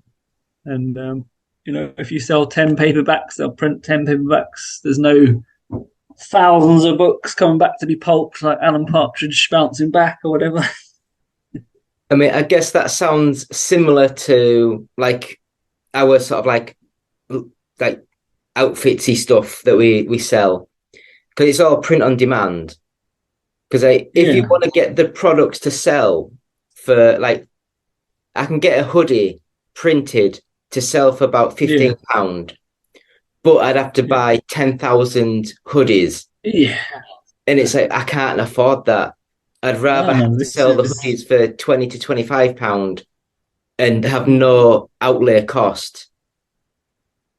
I think it's in many aspects of where we're at as a species, it's the way forward, because it's less waste and it's just more efficient, isn't it? And like you say, you could make 10,000 items of clothing, you might get the sizing and colours wrong and end up.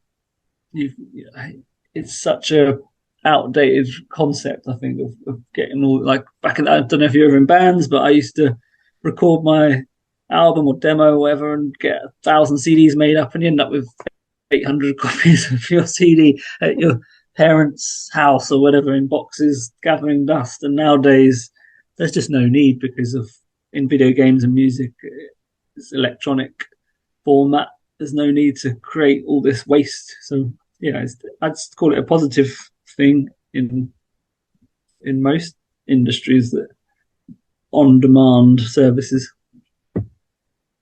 So the book, it's not out yet. Do you have the release date? May the 30th, it'll be out on ebook, and then it'll follow on paperback, print on demand from Amazon, probably a couple of weeks later.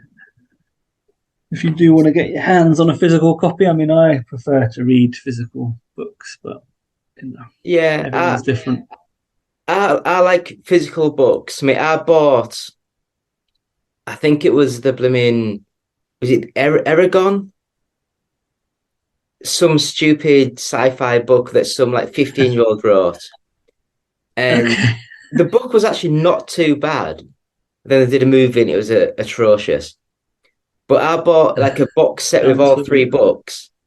And I read about the first 3 chapters and I never touched it again. But yeah, it looked nice on the shelf. At least you can pass it on to somebody else, And, what was I going to say something there? Oh, yeah. So, I mean, talking in that realm, I mean, with your video games, I think people of our age are kind of tend to be collectors, but nowadays no one cares. They just get it on Steam or download it on the PlayStation Store. Do you like to collect physical games? I see you got your cushions there, which I you do like used to collect. To have over 30,000 games and bits and bobs, but over the years, moving house, and it's a nightmare moving all these boxes around of stuff. So now, of course, all I really collect now is I've got is it the Blaze Evercade? Yeah, it's like a little tiny handheld, but it's got physical cartridges. And each cartridge is like 6 to 8 games on. And like there was a Codemasters one and it had all the Sensible Software games on. And there's a Gremlin one which had like the Actua Soccer and some other Mega Drive sort of games. Yeah. And I find that quite good because each game's only like £15. And it's a nice thing to collect. And they release a new game every couple of months. So you're not there's not 1,000 games to sort of like try and buy. That does sound good, yeah. So it takes up a lot less space. So when did you sell your collection? Oh, it was when I moved. I used to live in Glasgow, and when I was going to move back from Glasgow, it was like I needed money to put down for like the house and everything, and so I Yeah. just went and sold it all before I moved back down to like the UK. What year was that? Oh God, that was only like 2017. Okay, so you certainly didn't miss out then, because I think that was one of the quite close to where things were peaking out in terms of value.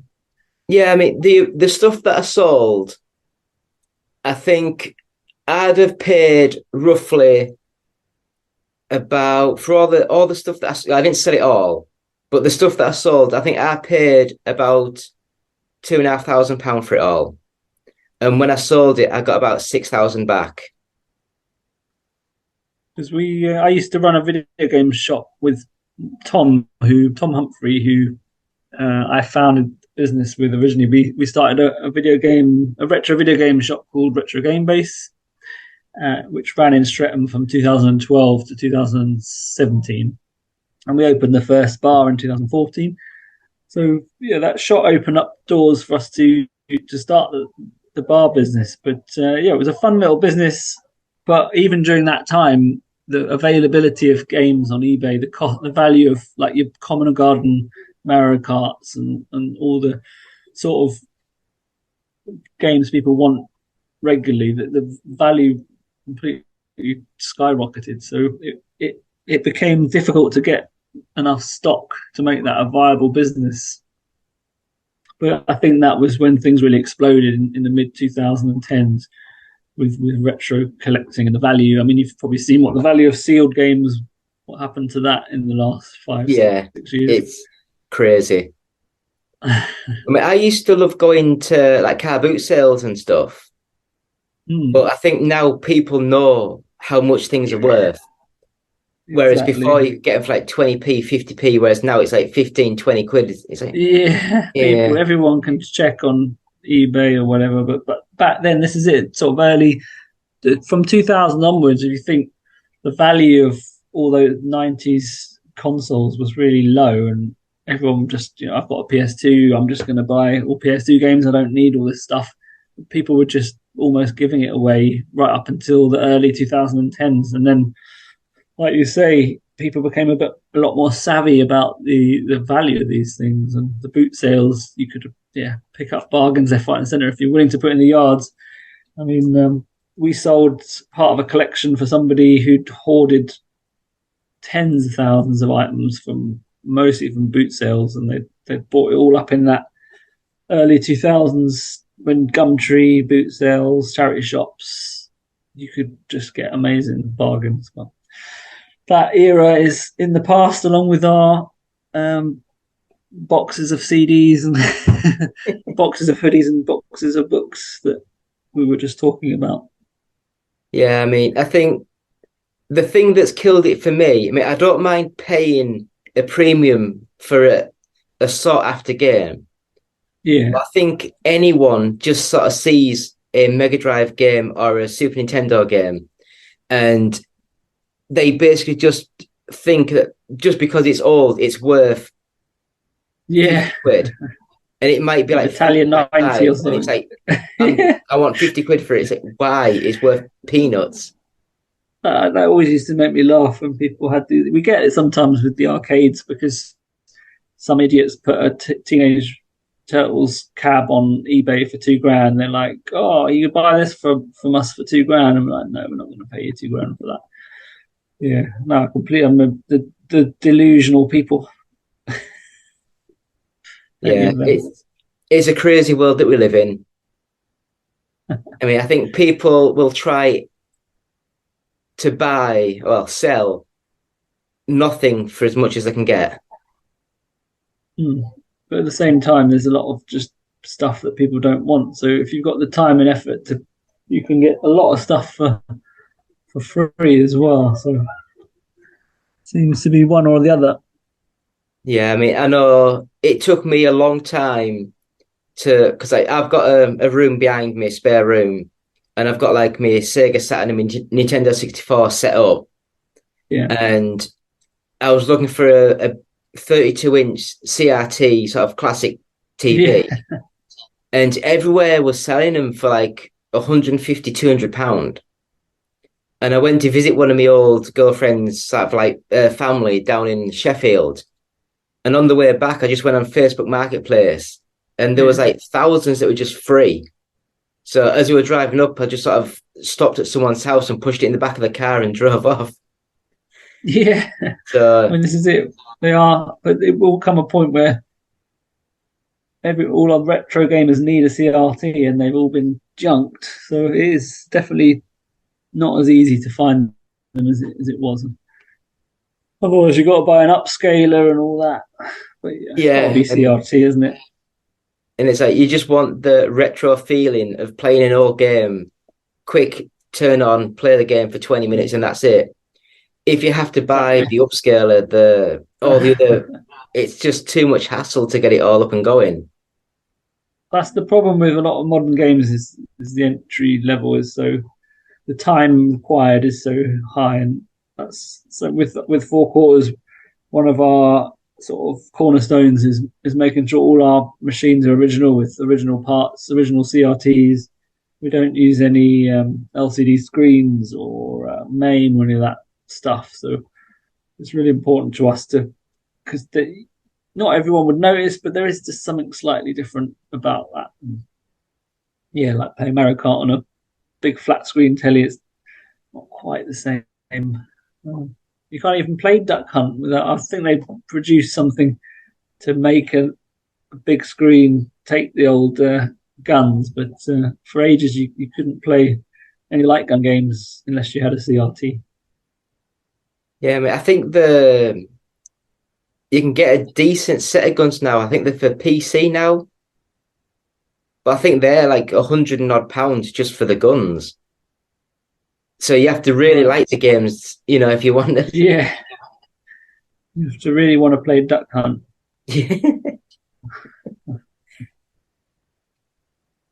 So I guess we'll just say thank you so much for coming on. If you remind me in a couple of weeks' time, I will tweet out about your book. I will download it myself because I think I've got the Amazon, whatever it's called. Where you Kindle Unlimited, Kindle Prime or whatever hell it is. And so I'll download the book, and I wish you all the best in that, and with the barcade sort of future. Beautiful. If you're up in Newcastle, we've recently opened our 5th bar in Newcastle city centre on Dean Street. So hopefully you get a chance to go up and visit there. And if you go out there, let me know, and I'll let the guys know to look after you. We've got some great machines there. But hopefully you'll have Virtua Cop, because I love Virtua Cop. You need Ridge Racer, Sega Rally, Virtua Cop, and Virtua Fighter 2. We've got all those machines in one of our bars, but I don't know if any of them are in Newcastle. I think at least one of those will be. But I'll dig out the list and send it to you. All right. Thank you so much. All right. Again, pleasure. I wish you all the best with the book. Cheers. And hope the rest of the special episode goes well.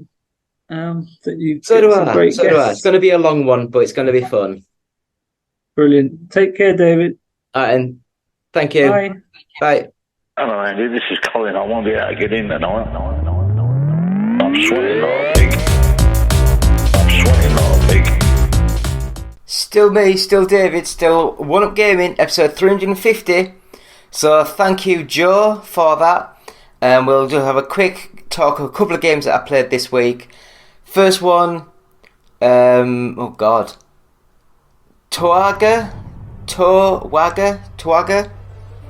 Among Shadows, and the intro was really nice cartoon animation, special, looked amazing, and then the game came on.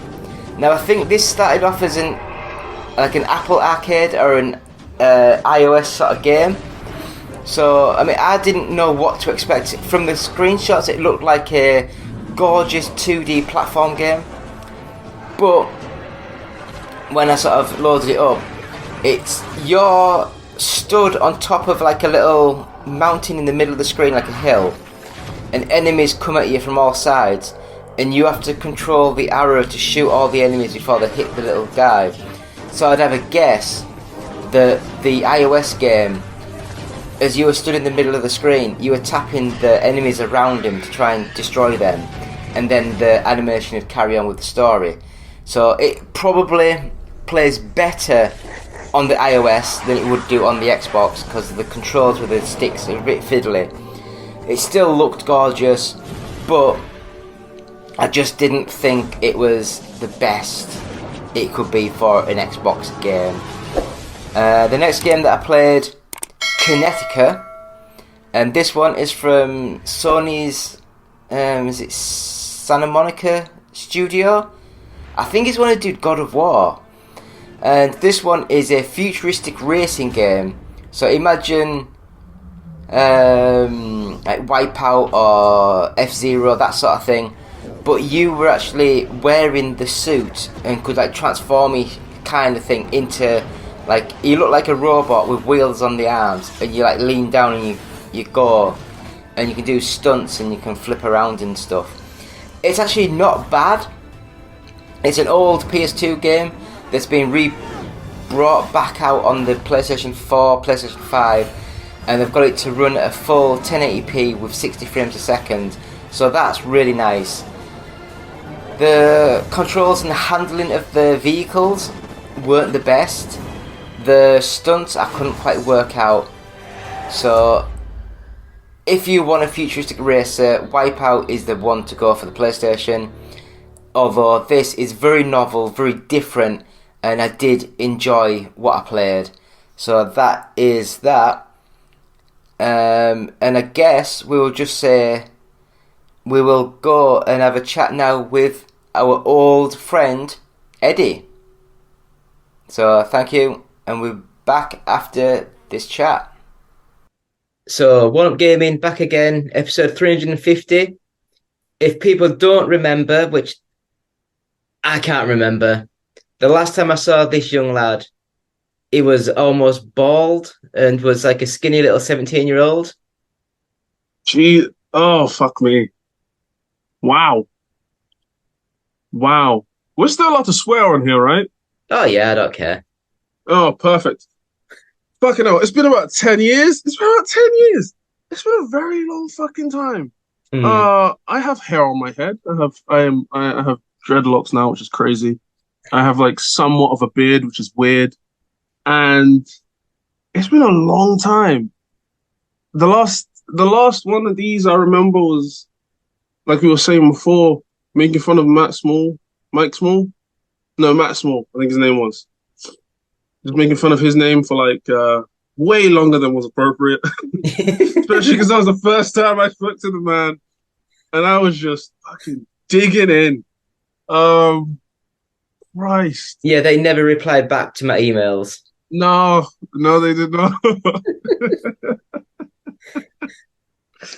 Woo! Oh, that was bad. That was really bad. And now look, you got like just still going. That's the thing, you're still going. You're the most determined man I know. I've got no else to do. Yeah, no, that's true. That's true. That was the same back then too. We didn't have anything better to do. This was our thing. This is our thing. I still can't believe it's been that long. No, I didn't think it was that long. I thought it was about 4 or 5 years maximum. I wish. I wish. I'm 27 now. Yeah. I'm 27 now. Jesus. And there's me sending you into these London sort of little shindigs when you were 17. I had to lie to say you were 18. I remember that. Those were... I'm not going to lie, most of them were boring as hell. Most of them were boring as hell. I don't know what it is with the gaming industry and not being able to throw an event well, but fuck. Jesus. I hope it's gotten better in like the last 10 years, but Jesus Christ, were they boring. I remember one of the ones you sent me to was I can't remember the game's name, but it was at Pinewood Studios, and I just sat there. We like you had people travel there from like hours away for a 20-minute like showing of a game that wasn't even that good, and then people were like, "Okay, that's it. Here's free headphones," and then that was it. That was the whole thing. That was the whole thing. Free headphones, 20 minutes of one guy talking, and then people were able to ask questions. No one asked questions. That was the entire thing. And it was the most boring shit I've ever it was the most boring thing. It really, really was. Christ. Did you go to a Nintendo one? No. No, no, no. I can't remember who someone went to a Nintendo one and they said that was rubbish. There were like gaming events are hit and miss, right? They're either incredibly good or just incredibly shit.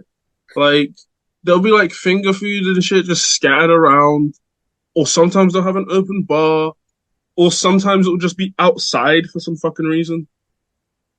None of it ever makes sense. It's very like they're very bad at holding events. They're very bad at holding their own events, is what I've noticed. But yeah, I don't know. Oh, one question I do have though. One question I do have. Do you have another me? Because I've been gone for a while, and you must have tried to replace me at some point. To be honest, the podcast as it is, I actually just record that on my own now. Ah. Because I was doing bits and bobs with others, but they were nearly always from America. And I had to stay up till 1, 2 o'clock in the morning to do the recording. And I just got to the point where I can't do it. I'm getting too old now. I couldn't do that. Can't blame you. I can't blame you. I can't imagine staying up until 2 a.m. just to talk to someone about video games, and for half the time it'd be boring as fuck. I can't do that. I'd rather talk to myself. So if you're doing the podcast by yourself, what about the YouTube channel streaming side of it? What are you? A lot of the YouTube stuff now. We've got over 2,000 subscribers now. That's good. And with that, I do a weekly like podcast where I do like a video of me being recorded. I have like the games we've been playing, so I play the video of the games as I'm talking about them. I have the weekly news, and I put like the news screen up on there, and I take the audio from that, and I put that up as the MP3 podcast, and I cut the games we've been playing and the news out of that to make separate videos. So I make 3 videos and a podcast out of the one recording. Who are the people, like who else from the past, the old gang? How many of them have you gotten on for this? I've emailed everyone, and unfortunately you're the only one to reply. Oh, that does make sense. I do have the most free time. I feel like I have the most free time out of everyone. I'm literally just a student, so it's like I'm not even gonna. What else am I supposed to do? It's not like I'm gonna do my assignment work. But damn, this is. I'm not gonna lie to you. I haven't thought about the podcast and like all the stuff we used to say and all of that. I haven't thought about it in years. I haven't thought about it in years. So like when you messaged me, it was a blast from the past. And now I'm just remembering all the weird shit I used to say. Well, it's not just you. Like everyone on the team. It was.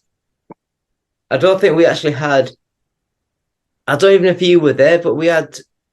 Oh God, I can't remember what the guy's name was, but we ended up talking about the African trade in the 1950s for like 3 hours, and thankfully that it didn't record.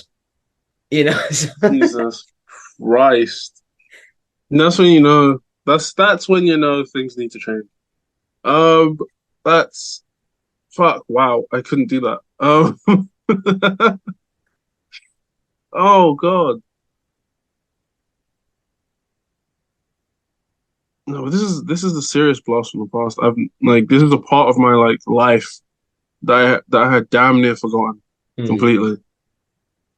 But it's also like a part of my life where I feel like if I ever run for any type of office, this is getting dredged up so quick. I'm gonna see a lot. I'm gonna be hearing a lot of those old podcast episodes come up because I used to say some outlandish shit. Oh Christ! well, like I say, we're almost at three. Well, we are when this goes up. This will be 350, and you must have been on 150 episodes, give or take. I think I was back when you were on like before you got to 100. I think. Oh, was that when it? And then I think, because I know you dropped out for a while, and then you Yeah, came back for a few weeks, and then dropped out again. yeah. I think it was. I think when I started, you were on 50 something. I think. So when you were around, was it Nathan, Yeah, Matthew, I think so. and then there was the two twins, Evie and Mel. Yeah. And then Oh, I hope I don't know those. if you were ever there or not. But then there was a Ryan from America. Yeah. I really hope those episodes never come to light. I really do. Well, Because I don't have them here. Well, they're upstairs, I think. But I've got the first 100 podcasts available to buy. Jesus Christ. But £1 does go to the Diabetes UK charity, so that's good. Oh no, that is good. That is good. That's good. Oof. Oof. The moment you said Evie and Mel on, I immediately remembered something. And I was like, "Fuck!" I was just like, "Fuck." I Oh think fuck! they like 18, 19 when you were 17. Yeah, they were like a year older than me, a year or two older than me, and I remember. I can't remember who said it. I can't remember who said it, but like we would say the most outlandish shit, and their reactions were the best part. Their reactions were the best part because they'd react completely differently to each other. So one would be all for it, and the other one would be just like, "No, what the fuck?" And it was great. It was great. Oh shit, that was great. That's a major blast from the past. I haven't heard those names in years. So I think We had one other guy as well. who? I forgot his name. He was from the UK. Like a blonde hair. Can't remember. God Yeah, that was damn. Matt. Yes. Matt. I keep seeing him pop up on my social media for some reason. But yeah, him. Because I think in all the time that we were, well, it's not even working together. We were just doing stupid things. Yeah, In all that time, I think we only met each other once when I came down to London. yeah. It was only that one time. Was that 2013? I think so. I think so. I think it was either 2013 or I don't think it was 2012. When I think it did was the Xbox One 2013. come out? Was that 2012 or 20? No, I think the Wii U came out 2012, and I think the Xbox came out 2013. Yeah. So it might have been 2014 then, because I had me Xbox with me. Jesus. That was a while ago. That was a serious while ago. Yeah, Damn. I had fun, but I was broken. Oh, it was fun actually. It was fun. So we should have done that a lot more. I feel like we should have done that a lot more. All Yeah, of I us getting wanted together. to do more sort of stuff, but at that time, I was living all the way up in Glasgow, and most of you guys were down in like London. Yeah. It was quite a trek for me to. it was a difficult time, Yeah. but it was so much fun. It was so much fun. I mean, I enjoyed just literally coming onto the podcast, pressing record, and just saying, "What have you guys been up to?" and just sitting back Yeah, and just listening to some god awful stories. we would say the stupidest shit every chance we got, and we would never. There was never like a moment of, oh, we probably shouldn't say this, or we probably shouldn't be talking about this, or maybe we shouldn't be swearing this much. No, none of it. That was never a thought in anyone's mind. We were just going, going, going. And God help us if there ever was like a debate that happened, that would go for hours. That would go for hours. But it's like, I don't know if you ever listen back to any of the podcasts. No. Because the recordings were like 3 hours, and I would cut them down to about an hour and a half. I never. So I would cut out a lot of the stuff that I thought, oof, that's gone a bit too far there. I never listened back, and I've never listened back to any of the podcasts, mostly because I'm afraid what I'm gonna hear. Okay. Because I don't fully remember what I said. That's the problem. I never fully remember what I said. So if I actually do watch it back, I'm gonna be like, oh fuck. That that's never gonna go away. It's on the internet forever. It's on the internet forever. And that's scary as shit. That is scary as shit. I would be surprised to see how many people we actually have who used to listen to us back then and still listen to you now. Well, mate, were you involved in the podcast 100? Yeah. The 2-parter, one with the guy from Running with Scissors, from the Postal developer. Yeah, and then the yeah. second part with John Hare. Yeah, I think I was on the John Hare bit. That had over 50,000 downloads. Shit. Damn. So. Damn. I mean, I would be surprised if I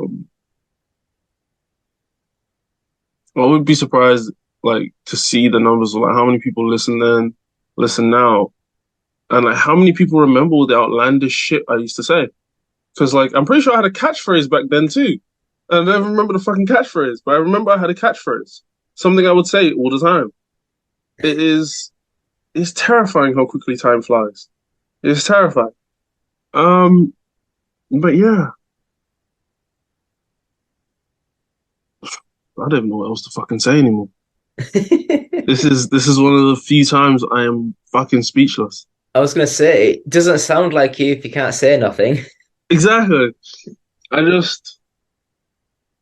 am fucking speechless. I really am. I really am.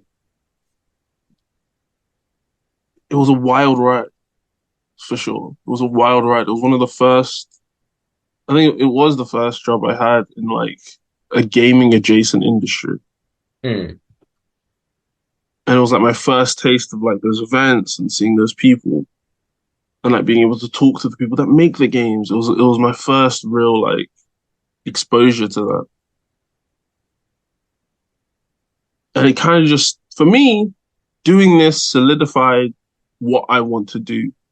You know, it solidified, okay, I want to work in games in some way. And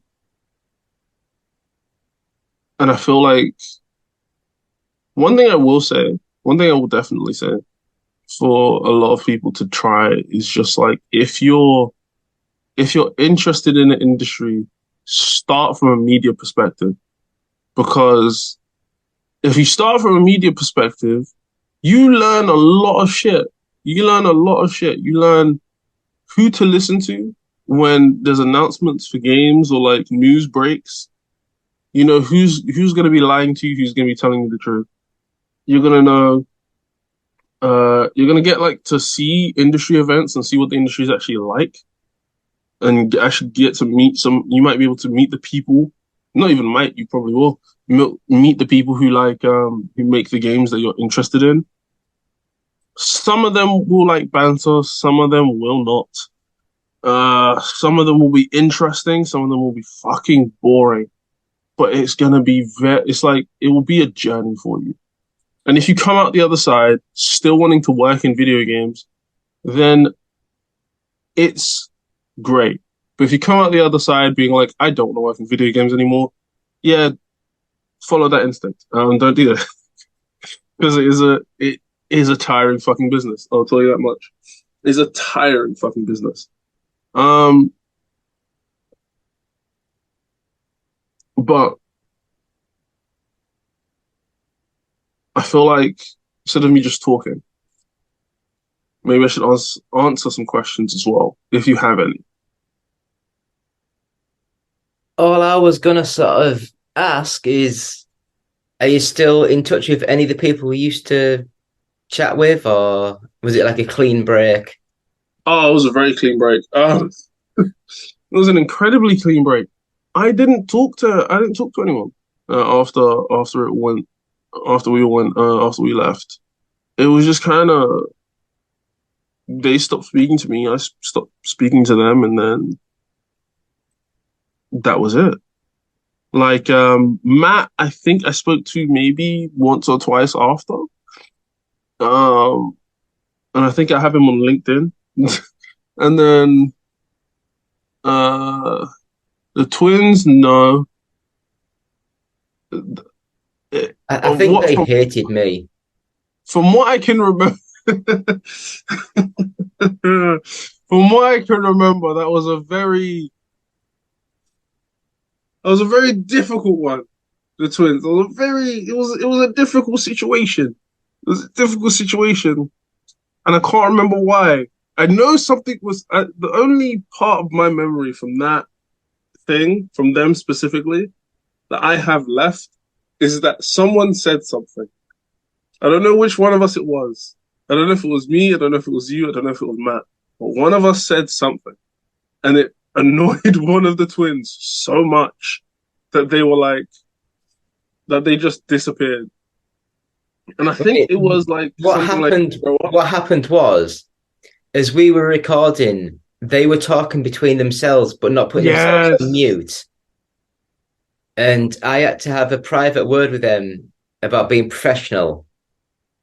And one of them burst out in tears. And then it was like, this didn't go well. I remember that. I remember you telling us that happened. That me and Matt were taking the piss. We were like, you didn't have to make her cry. Oh, fuck. Yeah. Yeah, that was a bad one. Woo! I mean, better you than me, but fuck it up. And then, wow, so what was the other one? I don't think I spoke to anyone else. No. Yeah, no, I don't think I spoke to anyone else after. It was very much like just after I left the podcast, it was just kind of life back to normal. Which was like, it was a bit strange. It was a bit of like a shell shock, but it was interesting. It was an interesting thing for me.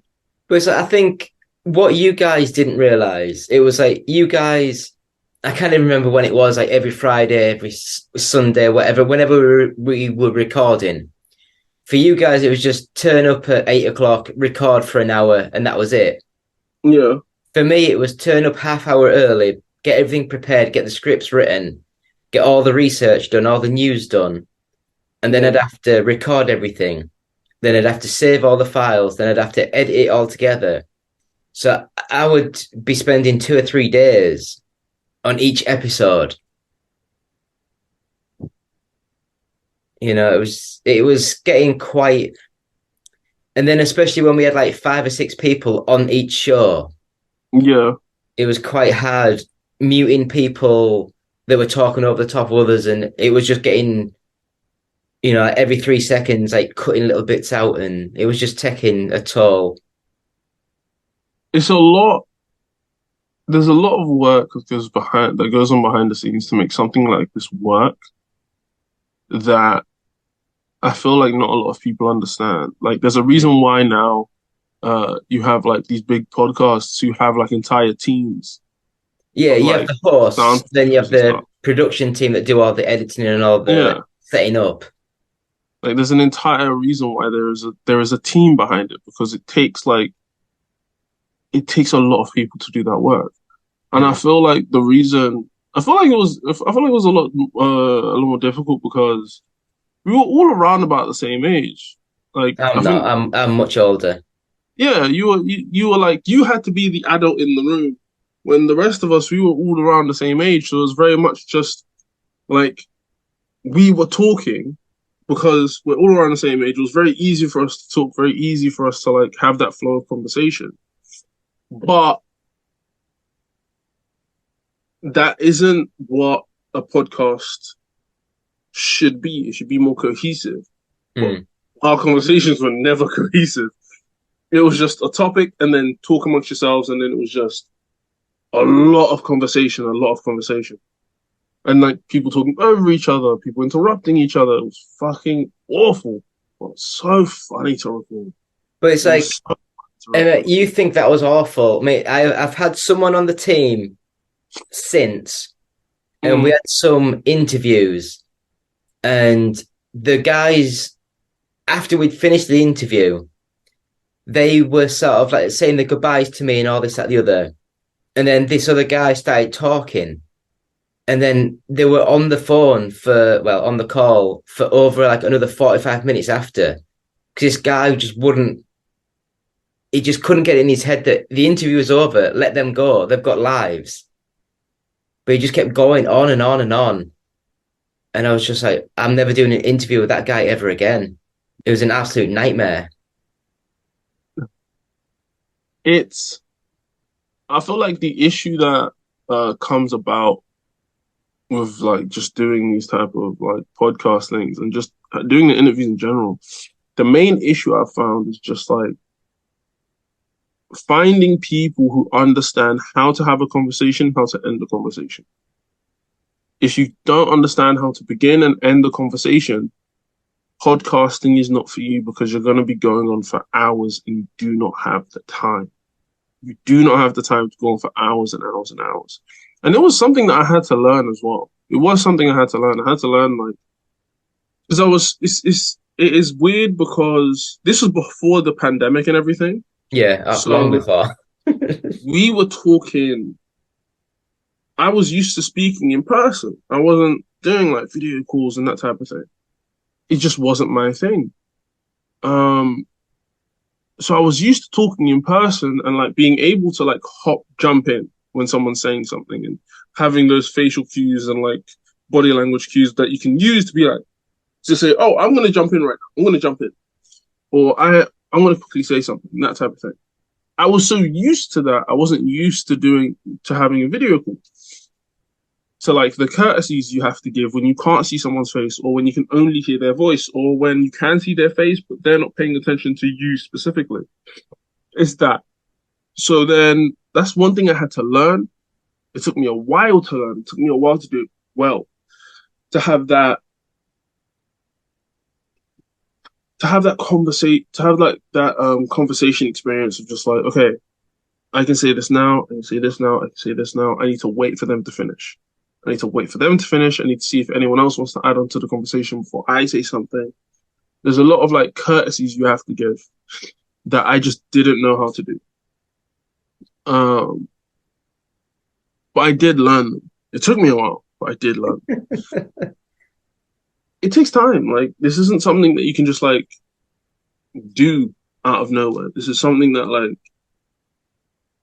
it's not just about being interesting or having an interesting topic. It's about being able to hold, because like the way I look at it is a podcast is a one-sided conversation.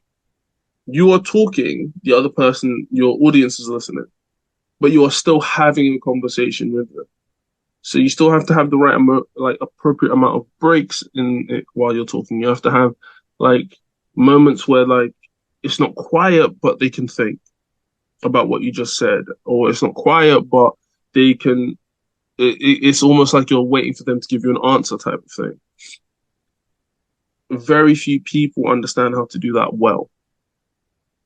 But I feel like when we used to get into the rhythm of it all, we did that so well. We did that so well where it was just... We had a couple of really good episodes. Yeah. In the 150 whatever, we had a couple of good ones. Oh, yeah. Like we had... It was more entertainment than conversation, but we were very good entertainment. We were very, very good entertainment. I will just say, though, we've been rambling on a while. I think the recorder's about to finish in about 20 seconds. Yes. So, Eddie, it's been amazing to chat with you. We have new merch on our store. So we have little beanie hats that are available to buy on our store. Just go to our YouTube channel and they're on there. So that was it. Episode 350 of the One Up Game podcast. Thank you all for being with us. Please subscribe, share, bell, like, all that malark on the YouTube channel. Means the world to us. Absolute world. As always, please go to our website, oneupgaming.co.uk. Please check out our Patreon, which is patreon.com/OUG. If you're going to buy any of these merchandise or t-shirts, these gorgeous new hats we've got, which is like proper embroidery. Yeah, you know, it's all stitched. So this one's got a stitch in there, and it's also got our logo on the back. I'll probably show a close-up of it as I'm talking now, because I'm going to sneeze and it's like, it feels weird. Right, I'll probably cut that bit out. The Games Inspired Music album is available, bloody hell, is available now. So please go to Google, please go to Amazon, please go to Spotify, just search Games Inspired Music. 20% of each sale will go to the Child's Play charity, so please help us to help them. Our first 100 podcasts are also available at audiobooksontape.com, and £1 of each sale will go to the Diabetes UK charity. Please subscribe to us on Facebook, YouTube, as always. Like, share, comment, bell. It means the world to us. And the more people we get in, the more feedback we can get, the more people we can interact with and chat with. Things like that. Watch us at twitch.tv/OUGofficial. If you've got any questions, any comments, please send them to @OUGofficial at Twitter. And if you want to email us anything, it's contact@oneupgaming.co.uk. So it's been me, David, from One Up Gaming for episode 350 of the One Up Game podcast, saying thank you so much. And thank you to Joe, thank you to Mike, thank you to Eddie and Ross for all appearing on this show. Thank you. Heartbleed, amazing. God bless. Unless you're not religious, and just thank you so much. Goodbye. Hi, Justin the Voice here. First of all, we'd like to thank you for listening. Seriously. We really like it when you listen. Yes. But if you'd like to do more than just listen, if you'd like to help us out, well, we have an idea just for you. Visit our Patreon page at www.patreon.com/OUG. Your monthly micropayment will help us keep going all night long, baby. Oh yeah. Mostly because we usually record at night. Yeah.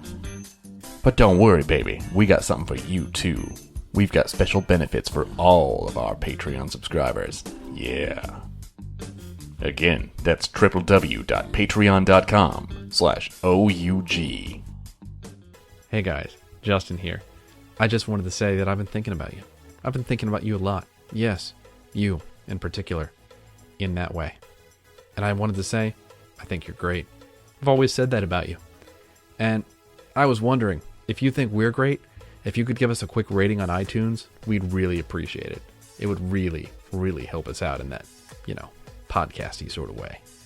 And if you're feeling particularly festive, perhaps even a little saucy, maybe stop by our Patreon page at www.patreon.com/OUG and see if you can't slip a few bucks our way.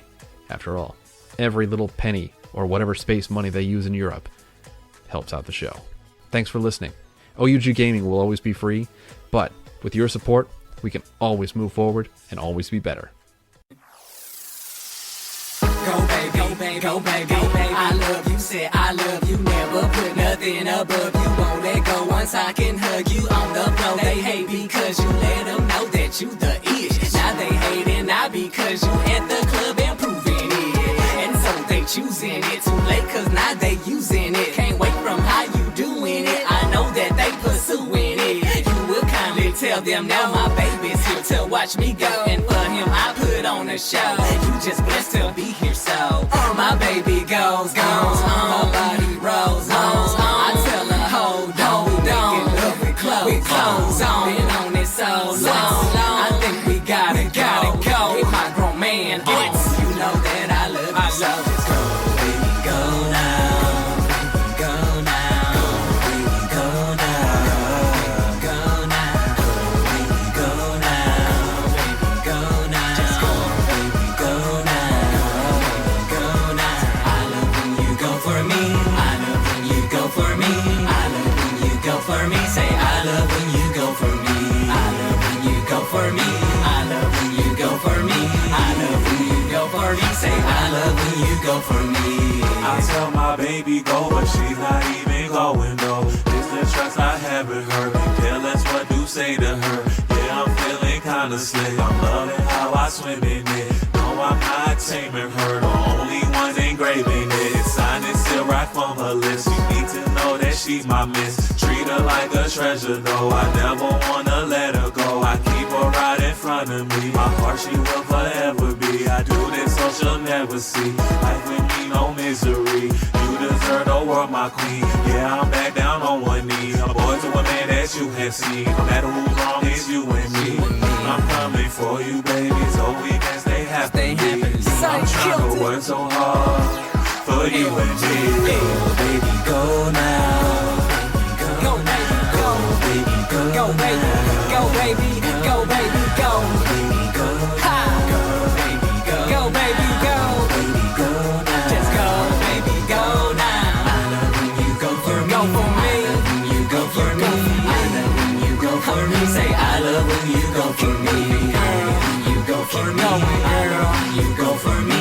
I love when you go for me. Say I love when you go for me. My baby's so bad, she can get it so glad that she loves me, know that I'm a hubby so sad. Say you looking so mad, oh you didn't know that. Next time you should check the ring, I know that one's a throwback. I know you see her flashing it, especially when she gets it low. I'm rubbing on and grabbing it, I tell my girl go ahead and go.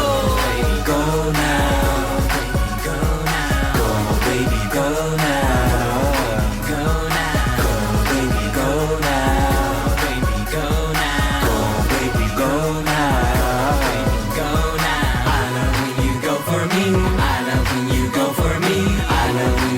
For me, say I love when you go for me. I love when you go for me. I love when you go for me. I love when you go for me. Say I love when you go for me. Yo, go baby, go. Just L-G-E. Yeah, L-G-E. Sign in contact, get it. We got it. We got it. We got it.